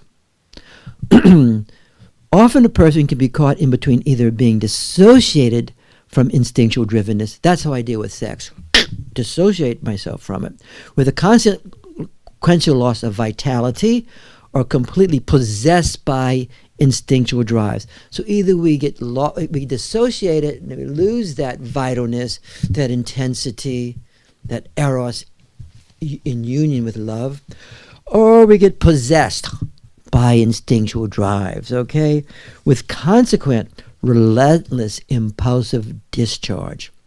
In either context, the instinctual movement and impulse is not integrated into the embodied field of innermost luminary. It means I have not integrated the sexual energy within me. I'm either dissociated from it, I'm a good person, or I'm totally captivated by it. Because on both sides, if you look at the body, the column down the middle, it's either outside the column. On both issues, the sexual instinct is not integrated into the column. Say yes if you understand this. Wake up. Say yes if you understand this. It's not integrated into the column. And when it's integrated, it actually begins to unfold. Now, a person can be caught between the relentless discharge of drivenness, such as sexual drivenness. Yeah. Okay. A person can be caught in the relentless discharge of drivenness, such as sexual drivenness or affective drivenness. Ever have affective drivenness? As a way of modifying self-dysregulation. So as our system gets dysregulated, one of the ways we try and modulate it is through discharge. We know that, right? Does everybody raise that one of the favorite way we try and regulate ourselves is through some form of discharge. Okay? And discharge is the mode people often try to use to self-regulate psychological and biological stress. There are many and multiple modes of discharging. Sexual discharge is a favorite one. You with me? Compulsive discharge. It's nothing to do with romance. It's not erotic. It's just discharge. Whew. I'm now a better person. Okay. Affect discharge. Affect discharge is really a great one. Just people with affect discharge, we know about that. Now, here's another. Obsessive compulsive behavior discharging. So all these obsessive compulsive rituals discharging anxiety, obsessive compulsive stuff. Ooh, I'm back into it. I'm trying to self-regulate through obsessive compulsive states. Food consumption as a method of discharge. Yum, yum. More, please. Okay? Drug addiction. High-risk behavior. That's really a good one, right? High-risk behavior. Sort of, wow, that's, oh my God. Okay. Compulsive religious activity. Compulsive religious ritualistic activity. That's a favorite. This is where Freud was a genius. Compulsive religious ritualistic activity. Religious ritualistic activity. That's a favorite. People do a lot of compulsive lighting candles day after day, the right candle, thousands of candles, more chanting, 50,000 times, oh, bebop, whatever that is. You with me? Without the inner heart power. Relentless self-punishment. And you guys have that one? I hope not. And self-infliction of pain on others. That's not a good one either. A lot of people like that one, especially if you're in authority. You love inflicting pain on others because they need it. Because you think you're a God. God. You're a God. A lot of parents have that one. Self-infliction pain. I'm not doing this for me. I'm doing this for you. How was your day at work? I was really fucked up today. Watch out, Fido. It's true. This is true, right? So there's lots of ways of discharging as self-regulation modality, unless you have attunement. This is where the higher teachings come in for attunement, self-psychology. So in the context of dissociated sexual instinct, the dissociated sexual instinct can be integrated into the embodiment of transitional awareness. So sometimes some of us have to, first of all, start off by integrating didness, okay? Or integrating the blankness. There's nothing there. Or absence of eros can be integrated into transition. We start by integrating what's not. And as we integrate that blank spot, that gap, then the dissociated experience can be integrated into transitional awareness. Deprivation states can be integrated, very important. Then the vitalness of the field begins to infuse dissociated instinctual sexual vital energies or other energies. It starts to enliven the instinct again. Holy cow, I'm still got it. Okay? Likewise, the impulsive sexual drivenness can be integrated within the luminous transitional awareness. Very important. Very important. Very, very important. Because then it's in the column of light, and it creates more light, and Eros enters into union with the light, the mysterious conjunctio, and then it enters into the heart essence, and then there's really the capacity to transmit the energy.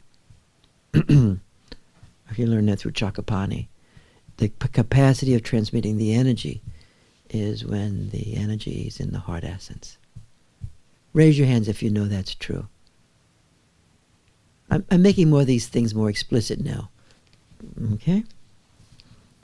So this integration of the erotic... Okay. So likewise, the impulsive sexual drivenness can be integrated within the luminous transitional awareness. And transitional awareness metabolizes and integrates the erotic life force within the innermost field of awareness. Because what does it?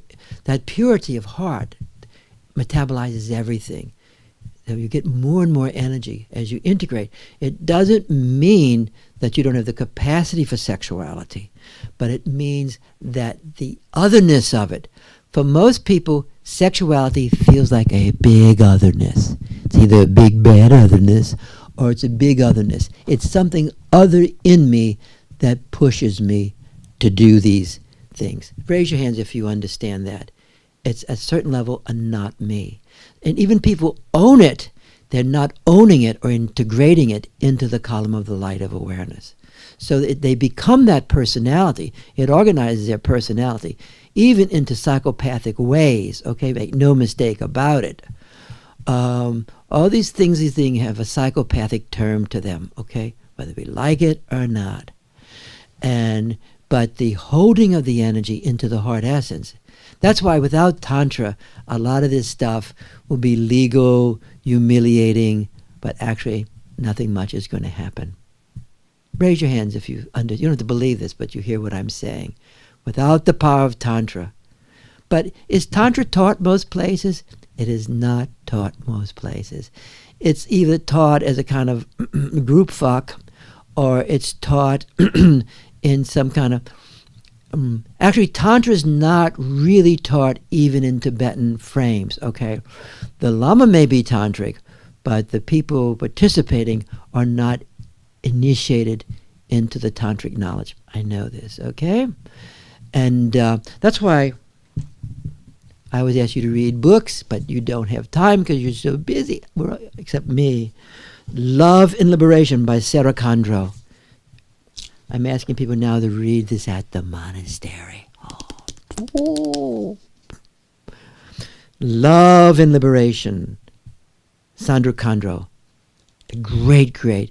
And she was a great translator of Durjan Lingpa's text, which is so great. And she also was a great person who was a master of this drama. And she could write about the terrible aspects about it and the good aspects about it. Because it all depends on context, right? All this depends on context. Are you guys with me, or am I saying too much? Okay. So, transitional awareness metabolizes and integrates the erotic force within the innermost field of luminous awareness. The integration of erotic instinct metabolizes the energy of the life force and infuses the innate field of embodied awareness. As a person integrates their instinctual impulse into the field of innate luminous awareness, the person begins to experience self-regulation through the attunement of the awareness to the field of being where? First of all, the field of being within themselves, and then to the field of being within others, and finally the field of being within itself. If you want to memorize one thing in your life, I would memorize that. As a person integrates their instinctual impulse into the field of innate luminous awareness, the person may begin to experience self-regulation through the attunement of their awareness to the field of being within themselves. So I feel that attunement within my own being. Or I feel it through the field of being within others. Oh, there we are. I feel Fran. I feel people out there, Kate, and by feeling them, I feel Rick, both men and women, I start feeling attunement, right? I start self-regulating. I'm becoming a better person right now. Are you with me? Or to the field of being itself. That's the map of Indra. The field of being itself. I start feeling that resonance to the field of being itself. No particular person, the field of being itself. That's freedom. That's liberation right there. I'm not just seeing, you read some of this mystical stuff, you have the gods copulating in front of you. That's what oh, now they're copulating, so now I'm realized. What? What are we talking about here?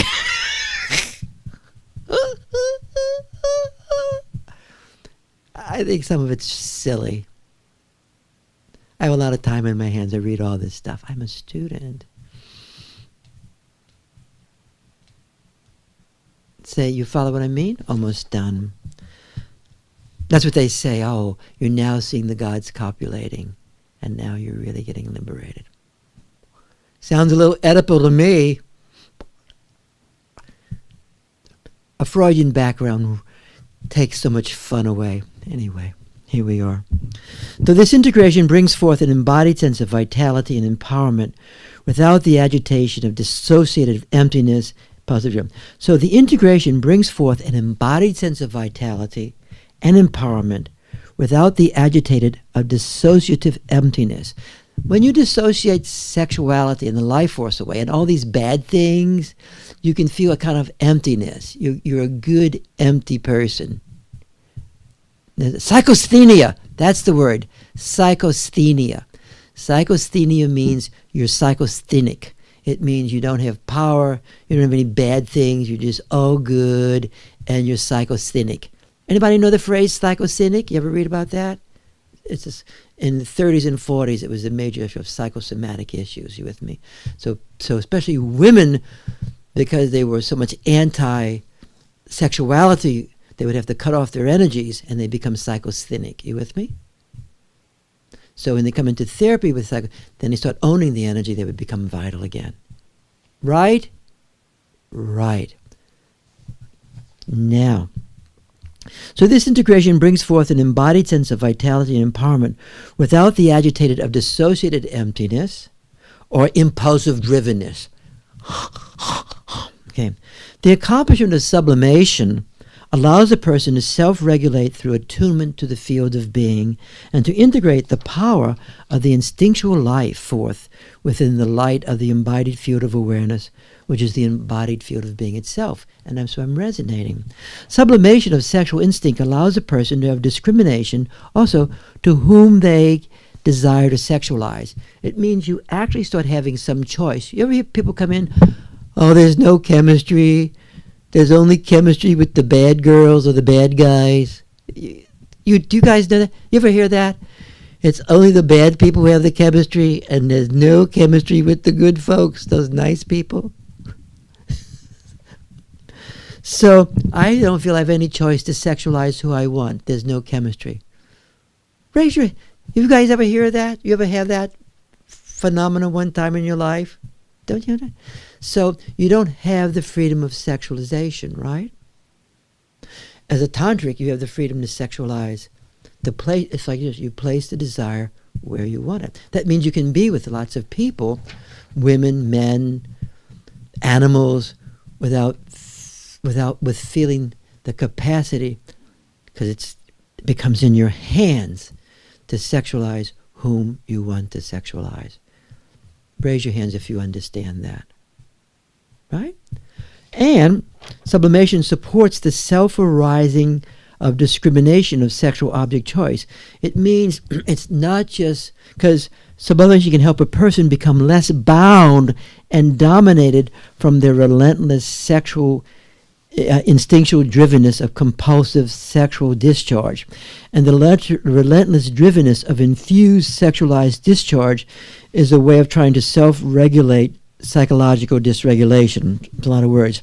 Sublimation also supports, this is important, the sexualization, the sexualized instinctualness to become embodied in the innermost heart of awareness. And the result of this embodiment within the inner heart essence of awareness is that love can encompass sexualness, and love can metabolize and transform sexual drivenness into attunement. Love subsumes eros. Love illuminates eros. So eros is integrated into the existential field of being. Sublimation brings the instinctual sexualized energy into the luminous inner heart essence. The inner heart essence is the source of awareness and metabolizes primitive sexual experience. The inner heart essence of the source of the metabolizes eros within the life of awareness, within the embodiment of transitional awareness. This is a true secret of Tantra. It also means that you can re-sexualize the same person or the same object over and over again. There's a very famous study by Fisher. Maybe I've probably mentioned this, that one of my favorite studies of all time. And I actually had the good fortune of seeing one of his students who did some of this counting in therapy at one time. I like one time when I was in grad school, I got like a little minor in comparative psychology. Comparative psychology means you watch animals copulate hour after hour. It's like watching the National Geographic, okay? but I wanted to learn a little bit more about animal behavior. So what Fisher did, he would take a rat, female rat, and a male rat, and he would put them together. And a student would count 1, 2, 3, 4, 5, 6, 7. I don't know if we're putting this on YouTube today, but and slowly but surely with that rat, what would happen to the male rat? Clunk, clunk, clunk. Can you guys see? I can't. Okay. So then, okay, that's it. Put a new rat. Clunk, clunk, clunk, clunk, clunk. And then what happened after time? They call it stimulus satiation. Clunk, clunk, clunk, clunk. Then a new rat. Clunk, clunk, clunk, clunk, clunk. Now this is not very good for monogamy, okay? This is not and this is how actually a lot of people are on both sides of the trail. They didn't study the women, but they should also study women, okay? Because what happens here? What does this mean for monogamy? Well, but however, as the tantrics knows, as you integrate that energy, everything is fresh. In the tantric view, whatever is taking place is fresh. That's why the tantric has such a capacity for pleasure. A tantric has because everything is fresh. What undoes pleasure is what they call the word stimulus satiation. But with Tantra, it's fresh because the light of awareness is coming through talk, through sound, through beauty. So there's a freshness that takes place. You guys understand, and love and that go together. You guys follow what I'm saying? So without some essence of Tantra, this little model can win out a lot. You with me? Or people just don't have sex. They don't. But with Tantra, also you don't have to have sex. Tantra, because Tantra allows the sexuality, the erotic life, to be felt through attunement, not as discharge, but everything has a sensuousness. That's why the great Abhinagunta spoke about the inner sensuous state as the major sign of tantric realization, the inner sensuousness of this world. So this is not netty, netty, netty. This is not this, not that, and not that either. And if I think of this little center going on, oh my God. Are you trying to still your mind by sitting still like a little glass of water? Oh my God. I would really feel bad. I feel mean about that stuff. I don't like it. I think it's disappearing. I think it's futile times. Enough said. How you guys doing right now? I hope everybody had a good time this morning with our talk on lust and love and attunement, and we'll practice it. Anybody want to say anything? Thank you. Might make I statements. just want to say how much I really am grateful, Rudy, for our seminar, and I will just admit that I so need to hear it again and again and again, because I'm not yet at the point where I can remember to sustain that internal awareness when bad stuff is coming at me, like when people are, unkind or whatever. Who's saying that? Who's talking? Jen? Hi, Jen. Thought it was you. If I were you, I don't really care if you do this, as you know. I think I would come on Saturday morning or meditate every day with the group. I would do some of the archetypal stuff. You with me? Because Namanikaya is supported by the archetype. It doesn't mean you have to use Buddhist archetypes, but I think if you would do a little bit more archetypical practice, where you have the support of the archetypal dimension. I don't mean little pictures or stories and there.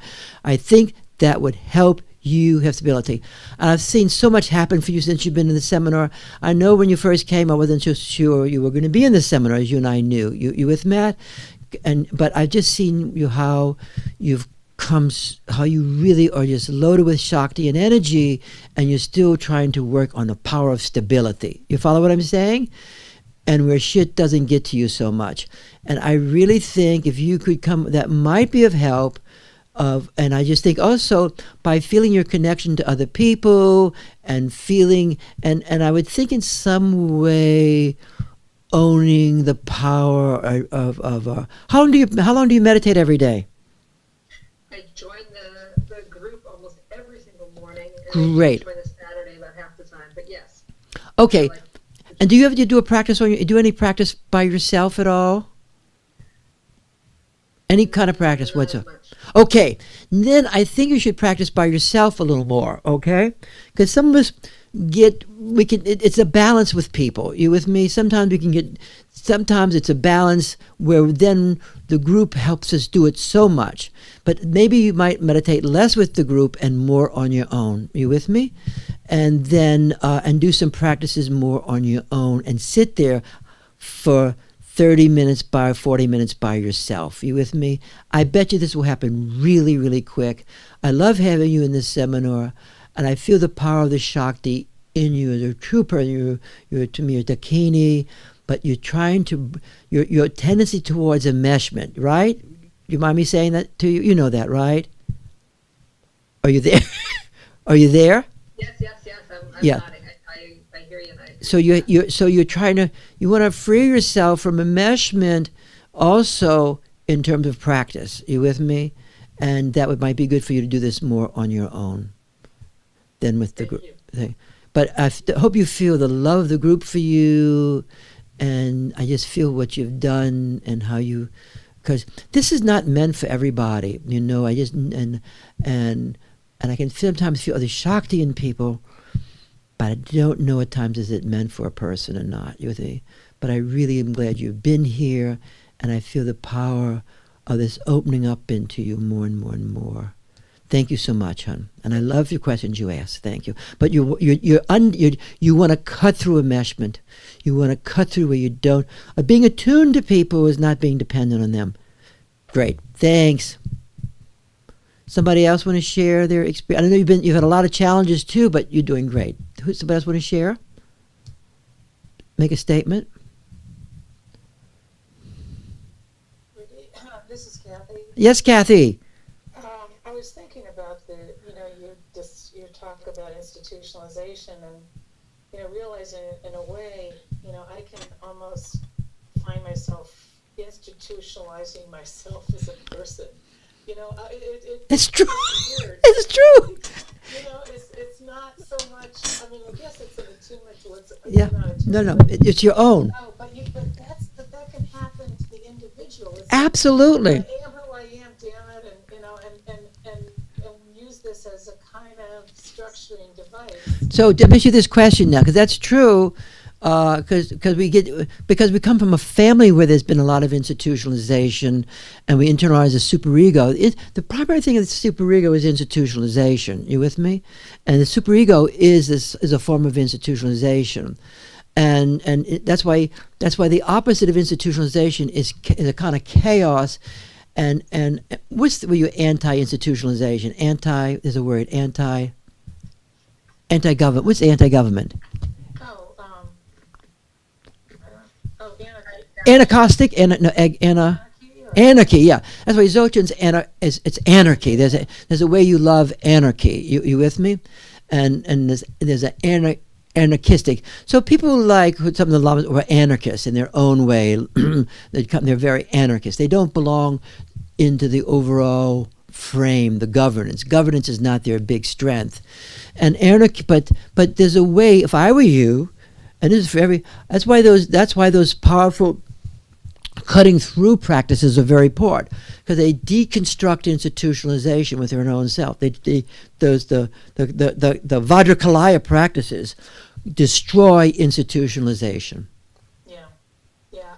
I've actually practiced it and can feel it in my body right then and there, when I think to do it. Yes, and plus a lot of great things have been happening for you of late, because you actually feel the opening taking place in you, and that's why I think for you to practice some of those Vajrakalaya practices, and Lama Tarchin was a master of Vajrakalaya. Again, from a lineage point of view, you have a lineage coming through that lineage to you of the Vajrakalaya. You actually have that lineage.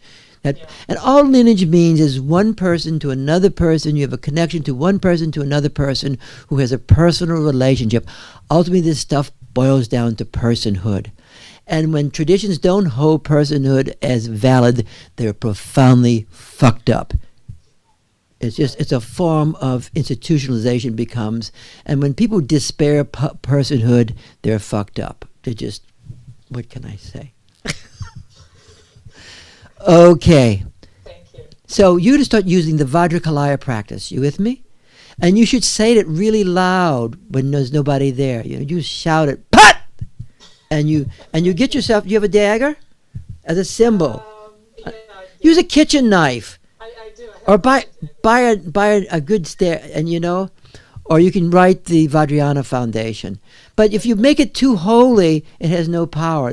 All these symbols have to be held lightly, because then it becomes a thing. It becomes a fetish. You with me? It becomes a pair of shoes that you want to copulate with. Yeah. That's in the sexual world, fetish, right? Right. Thank you. Somebody else?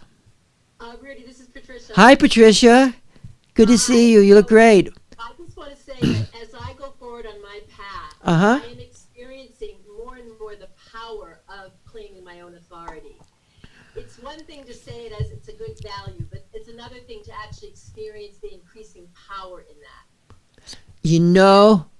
I feel that in you. I feel your authority, and authority is liberation. It's amazing that It's ecstatic. it's too. ecstatic. It dissolves all this abandonment stuff and all this inclusion stuff. You choose what you're going to choose. And the way I was seeing that this morning as you were speaking was from a perspective of energy and vibration. Yep. So each our own unique vibration. This process is actually very subtle and very intricate, because we each need different things as we walk the path to help us birth that vibration. You're totally correct on that, and you're correct. But that is great and true, and that also she says about the thing. That's the alike field. She's saying we need this. There's a particular vibration. The alike field means this. I'm dying. I'm entering into death. My mind is disappearing. My body is falling apart. Primordial awareness is arising. Now knowingness, there are two forms of knowingness. There's knowingness with mind, and there's knowingness with being. Awareness knows being. That's real knowingness. That knowingness is gnosis. That knowingness exists forever. It exists forever. Life after life. Huh? It's indestructible. So that knowingness, part of my mind's already disappearing. Who are you? Who's talking? But the other is arising as the alike field, which is awareness itself in a particular historical unfolding of singularity, liberating itself as divinity. And that singularity is the awareness field itself incarnating again in time and space. That's why when the Buddhists are whining about impermanence, it's all impermanent. The other side of impermanence is reappearing. That's why every Dakini text you guys do, Dakini disappears and a second later she appears over again. And if you believe this alone, but you feel this dynamic of appearing and reappearing and appearing, so this dynamic that she's talking to is this particular vibration she is. And we reincarnate ourselves life after life after life. There's a few realized beings who come in, but we liberate ourselves. We just get really better at it. And since it's a communal thing, other people feel her liberating herself. And as they feel her liberating herself, they feel her liberating herself. And that is direct learning. Do you follow what I'm saying by that? Say yes if you understand it. As ordinary people. The unfortunate thing is we mystify this too much for money. You just make it so super duper pooper scooper, and you mystify it so much, like anything else, and you think you're the only one who knows, like Trumpo. You're entering again into an authoritarian situation, you with me, which actually serves itself but not ordinary life. Dzogchen is the bliss of the ordinary. The actual teachings of Dzogchen go over and over again to the bliss of the ordinary. Thank you, Patricia. I'd love to have you teach. Be great. Someone else want to talk? Hi, Kay.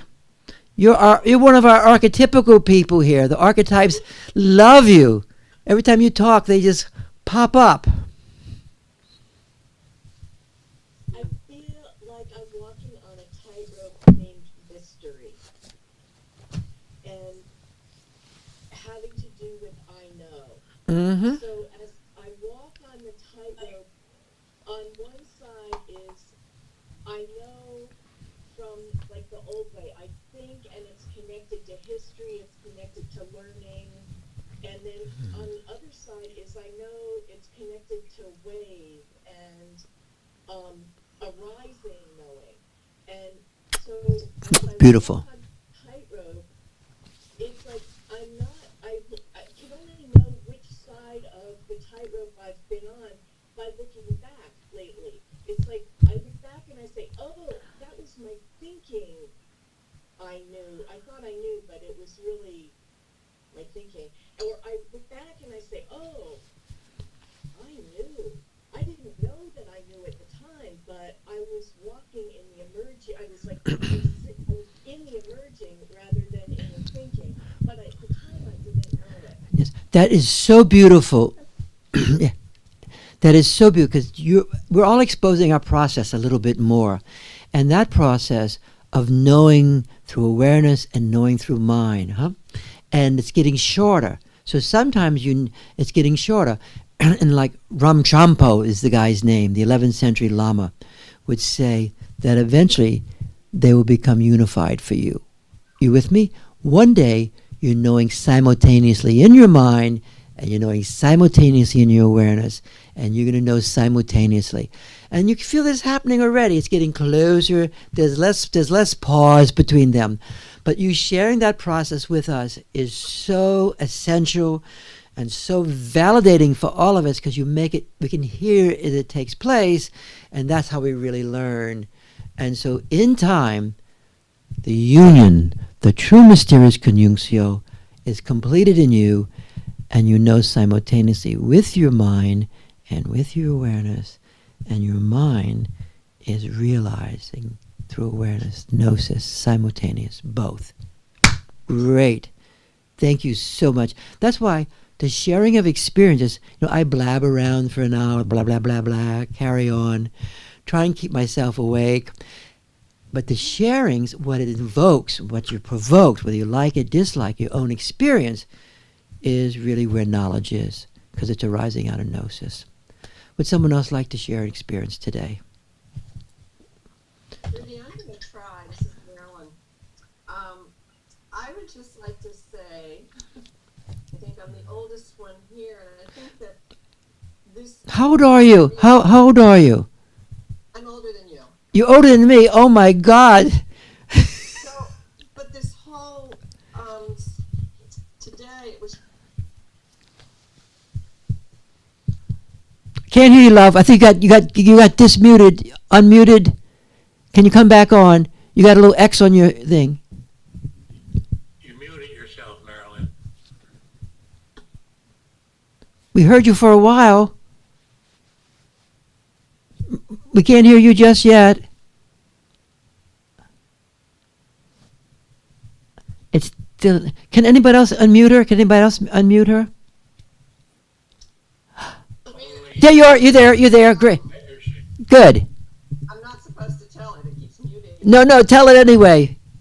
All right. So the elderhood, I think we're wasting all of that part of our life because it's all real, like you say. It's exciting. It's wonderful. The sexuality becomes more than just you and another. It blows into a wonderful place. And I just want to state that life gets better. You don't have to hide and drop up, and if you can't remember anything as your experience, so what? So what? There's so much more than just the behavior that we were cloned to be. I just love it. Yes. You say it very well. Yeah. I remember when we first met, you were in a little white outfit. Remember that? Yes. And Actually, it was blue. But it was blue. Okay, thank you. And I just love, and I feel this light and energy and how you articulate yourself and this unfolding that we're all doing in our own little way, both enormously separately and yet together simultaneously. And there's a balance where we're with each other and at the same time it's very independent. And that's where we can really feel, hey, this is cool, because we're both together and independent simultaneously. That's the aging part that we don't celebrate and glorify, so to speak. Yes, Undama Bharavaha. Thank you so much, hon. Somebody else would like to share something or question about this as we go through this today? This is Marla. Yes, Marla. I wanted to say that as you were talking with Patricia about life after life, and we're talking about process, that the metaphor that often comes to mind is that of being a phoenix even in this lifetime. Uh-huh. It's the sense of life after life within this lifetime, like the shedding of skin over and over again. Releasing And coming more and more into that central channel of light as a place of being. Yes. What's it like for you to experience that your very awareness itself is potential space in you as you? Well, it's completely liberating. And what's it like to know that you're dwelling in it more, that you're actually living in that place more and more and more? Well, what I'm experiencing is a greater and greater capacity to tolerate the dissolution of the old patterning and an awareness of the strength of the container of light, of the beingness of being. Beautifully. It's been very much on the razor's edge for the last couple months, but unable to sustain the simultaneity of the awareness field, and it's like a burning through of karma. I don't know how else to say it. Yes. Except the awareness is so acute. Yes. You know, I would say you're dissolving certain phenomena. There's a dissolving of phenomena. And we begin to understand that awareness itself helps us dissolve phenomena, constrictions, obscurations, limitations. That is why I like the word potential space. You with me? And it's also a psychotherapy word. It has that connection, but it also literally dissolving obscurations. For ourselves, as we practice that capacity of extension, it also is something that we can extend into each other and those we know and love. Thank you so much, hon. Someone else want to share an experience about this, especially about potentiality and understanding the owning of potentiality at its different dimensions and how that really is where you sit. That is really where you sit.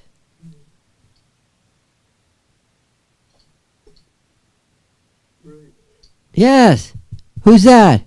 It's Skip. Hey, Skip. Good to see you. So today I had the experience of, I grew up very institutionalized. Yes, you did. The Navy, being in the Navy, working in engineering for 20-some years. And I had the experience, particularly on the Navy part, that it's part of my lineage, that there were individuals that I worked with and served with that were springboards to becoming a therapist, getting into meditation, and all old resentments around being tightly held in an institutional life have completely dissolved, and I didn't realize it until today. Yes. And the shift from institution to aspects of my lineage. Yes. Lineage, tradition will always have institutionalization qualities. Within tradition, you'll be lineages that will come to you. For instance, once I worked at a shipyard, okay, and this is a story, and the shipyard was very much at times run by military people. So a lot of people came out of the Navy and they worked jobs there. So this is something I owe a person a lot. So I was in a shipyard and they had a sign for people volunteering for a lot of extra money to do, what do they call it? You spray the inside of the ship with stuff like fiberglass, yeah. And you made twice as much as anybody else and you just had to go in the tunnels and fiberglass the ship. That felt like a really good deal to me. So I'm in line to go doing the fiberglass work, okay?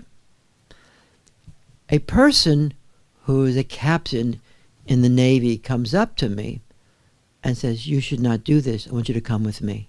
Out of no place. He takes me, and he was head of the guard division, all the guard security. And he said, "This is what you're going to do here." And he set me at a guard place, sitting in a guardhouse. He said, "This is what you're going to do." And he was an ex-Navy person. I think he may have also been a submariner, and he was in charge of the whole thing. That person I owe so much to, because here's another person who was a teacher and a protector who came to me and took me out of a pile of potential shit and placed me outside that. And the same thing with the lamas who have come here, who were not unduly, or people I knew in Christianity and traditions, who were not undue, who were in an institution but not institutionalized at all, and who inspired me to be a free person. How are you doing today? Skip, how are you doing?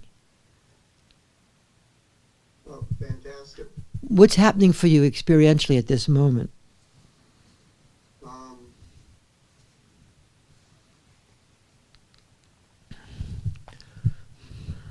I'd say there's as we've been talking with Tantra Institution, the transitional space, there's just been an increase, opening in my heart in the central column. Do you think sexuality is an institutionalized experience? It certainly can be. Certainly can be, huh? It doesn't have to be. Do you think that it can be relative to a place? That whatever is institutionalized in a place, sexuality will be institutionalized in that place? Yes. If you're in the Navy and you hit a port, institutionalized sexuality. Okay. I'd like you to consider a la Merleau-Ponty's great text on institutionalization, because he says this: you no longer constitute yourself in many areas when you institutionalize. It's constituted for you. I would like to suggest to you that in monasteries, sexuality is an institutionalized phenomena in monasteries. Yes. Okay. And so you have battles that take place where, even in this moment, where does sexuality fit in a monastery? Or where does sexuality fit in our seminar? Or where does any place that you're at where there's an institutional quality that institutionalizes people and constitutes their subjectivity, whether it's fair, there will be the institutionalization of sexuality with a lot of unconscious layers of history. There's a great book by Gadamer called Truth and Method, and it's to do with hermeneutics. And it's a book, I love hermeneutics. Again, I remember once I was at the Washington School of Psychiatry. I was going to study there at one time. And there was something talking about Freud at that time.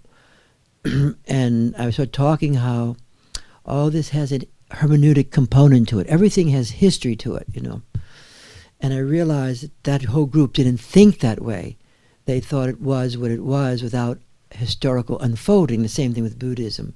So eventually I decided to move on. Because when we understand that everything, hermeneutics is an issue of the institutionalization of knowledge. How knowledge is passed on both institutionally and from one person to another. And it's both, sometimes with the institution, it's passed on to us from one person to another. And that's enormously freeing than when it's simply an institutionalized experience. And some teachers are only institutionalized, and some teachers have embodiment, and the very knowledge is not institutionalized.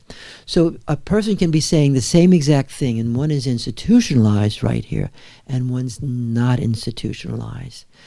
And that is a really enormous thing, because as soon as we institutionalize, it becomes a reified experience, and in the reification, awareness itself is lost. You follow what I mean by this? So this issue of the same thing. If I'm a parent and I'm passing the truth from the superego, it's my superego passing that on to son or grandkids. That will have a quality of institutionalization that will be ultimately debilitating. But the art of how to transmit knowledge, which is not institutionalizing in that confining way, is a challenge for all of us. Anybody else want to share anything right now? It's 12 o'clock. So why don't we just focus with each other just for a moment, and we'll extend awareness to each other. And I really appreciate the great teachers who I've had so often mentioned here, and this flow of understanding. As Dzogchen Rinpoche would say, practice without understanding is half. Understanding without practice is also half. That's why they both go together. And that's not just Tibetan Buddhism. And the things we teach here really don't belong to any tradition. They belong to many, but they're always tucked away as a bit of odd. They're a bit odd. Non-duality within duality. And it tends to be, as Namkyu Norbo describes it, as an eraser. It tends to erase all the rituals before it, and it tends to erase all the understanding before it, and tends to erase it right into the very present moment.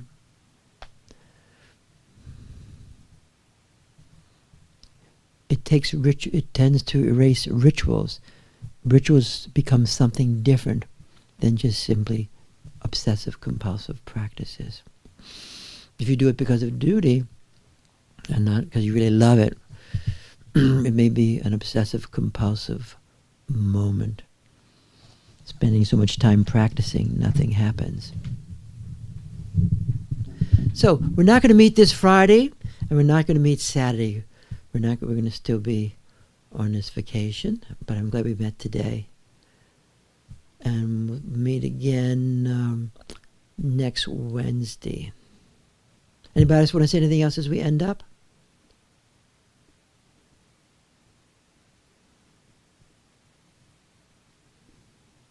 I'd just like to say thank you, everyone, for sending energy to the baby. That was very meaningful and powerful, and thank you so much. Hey, there's the baby. Miss you all. Thank you. Mwah, mwah. See you. Okay. Thank you guys so much.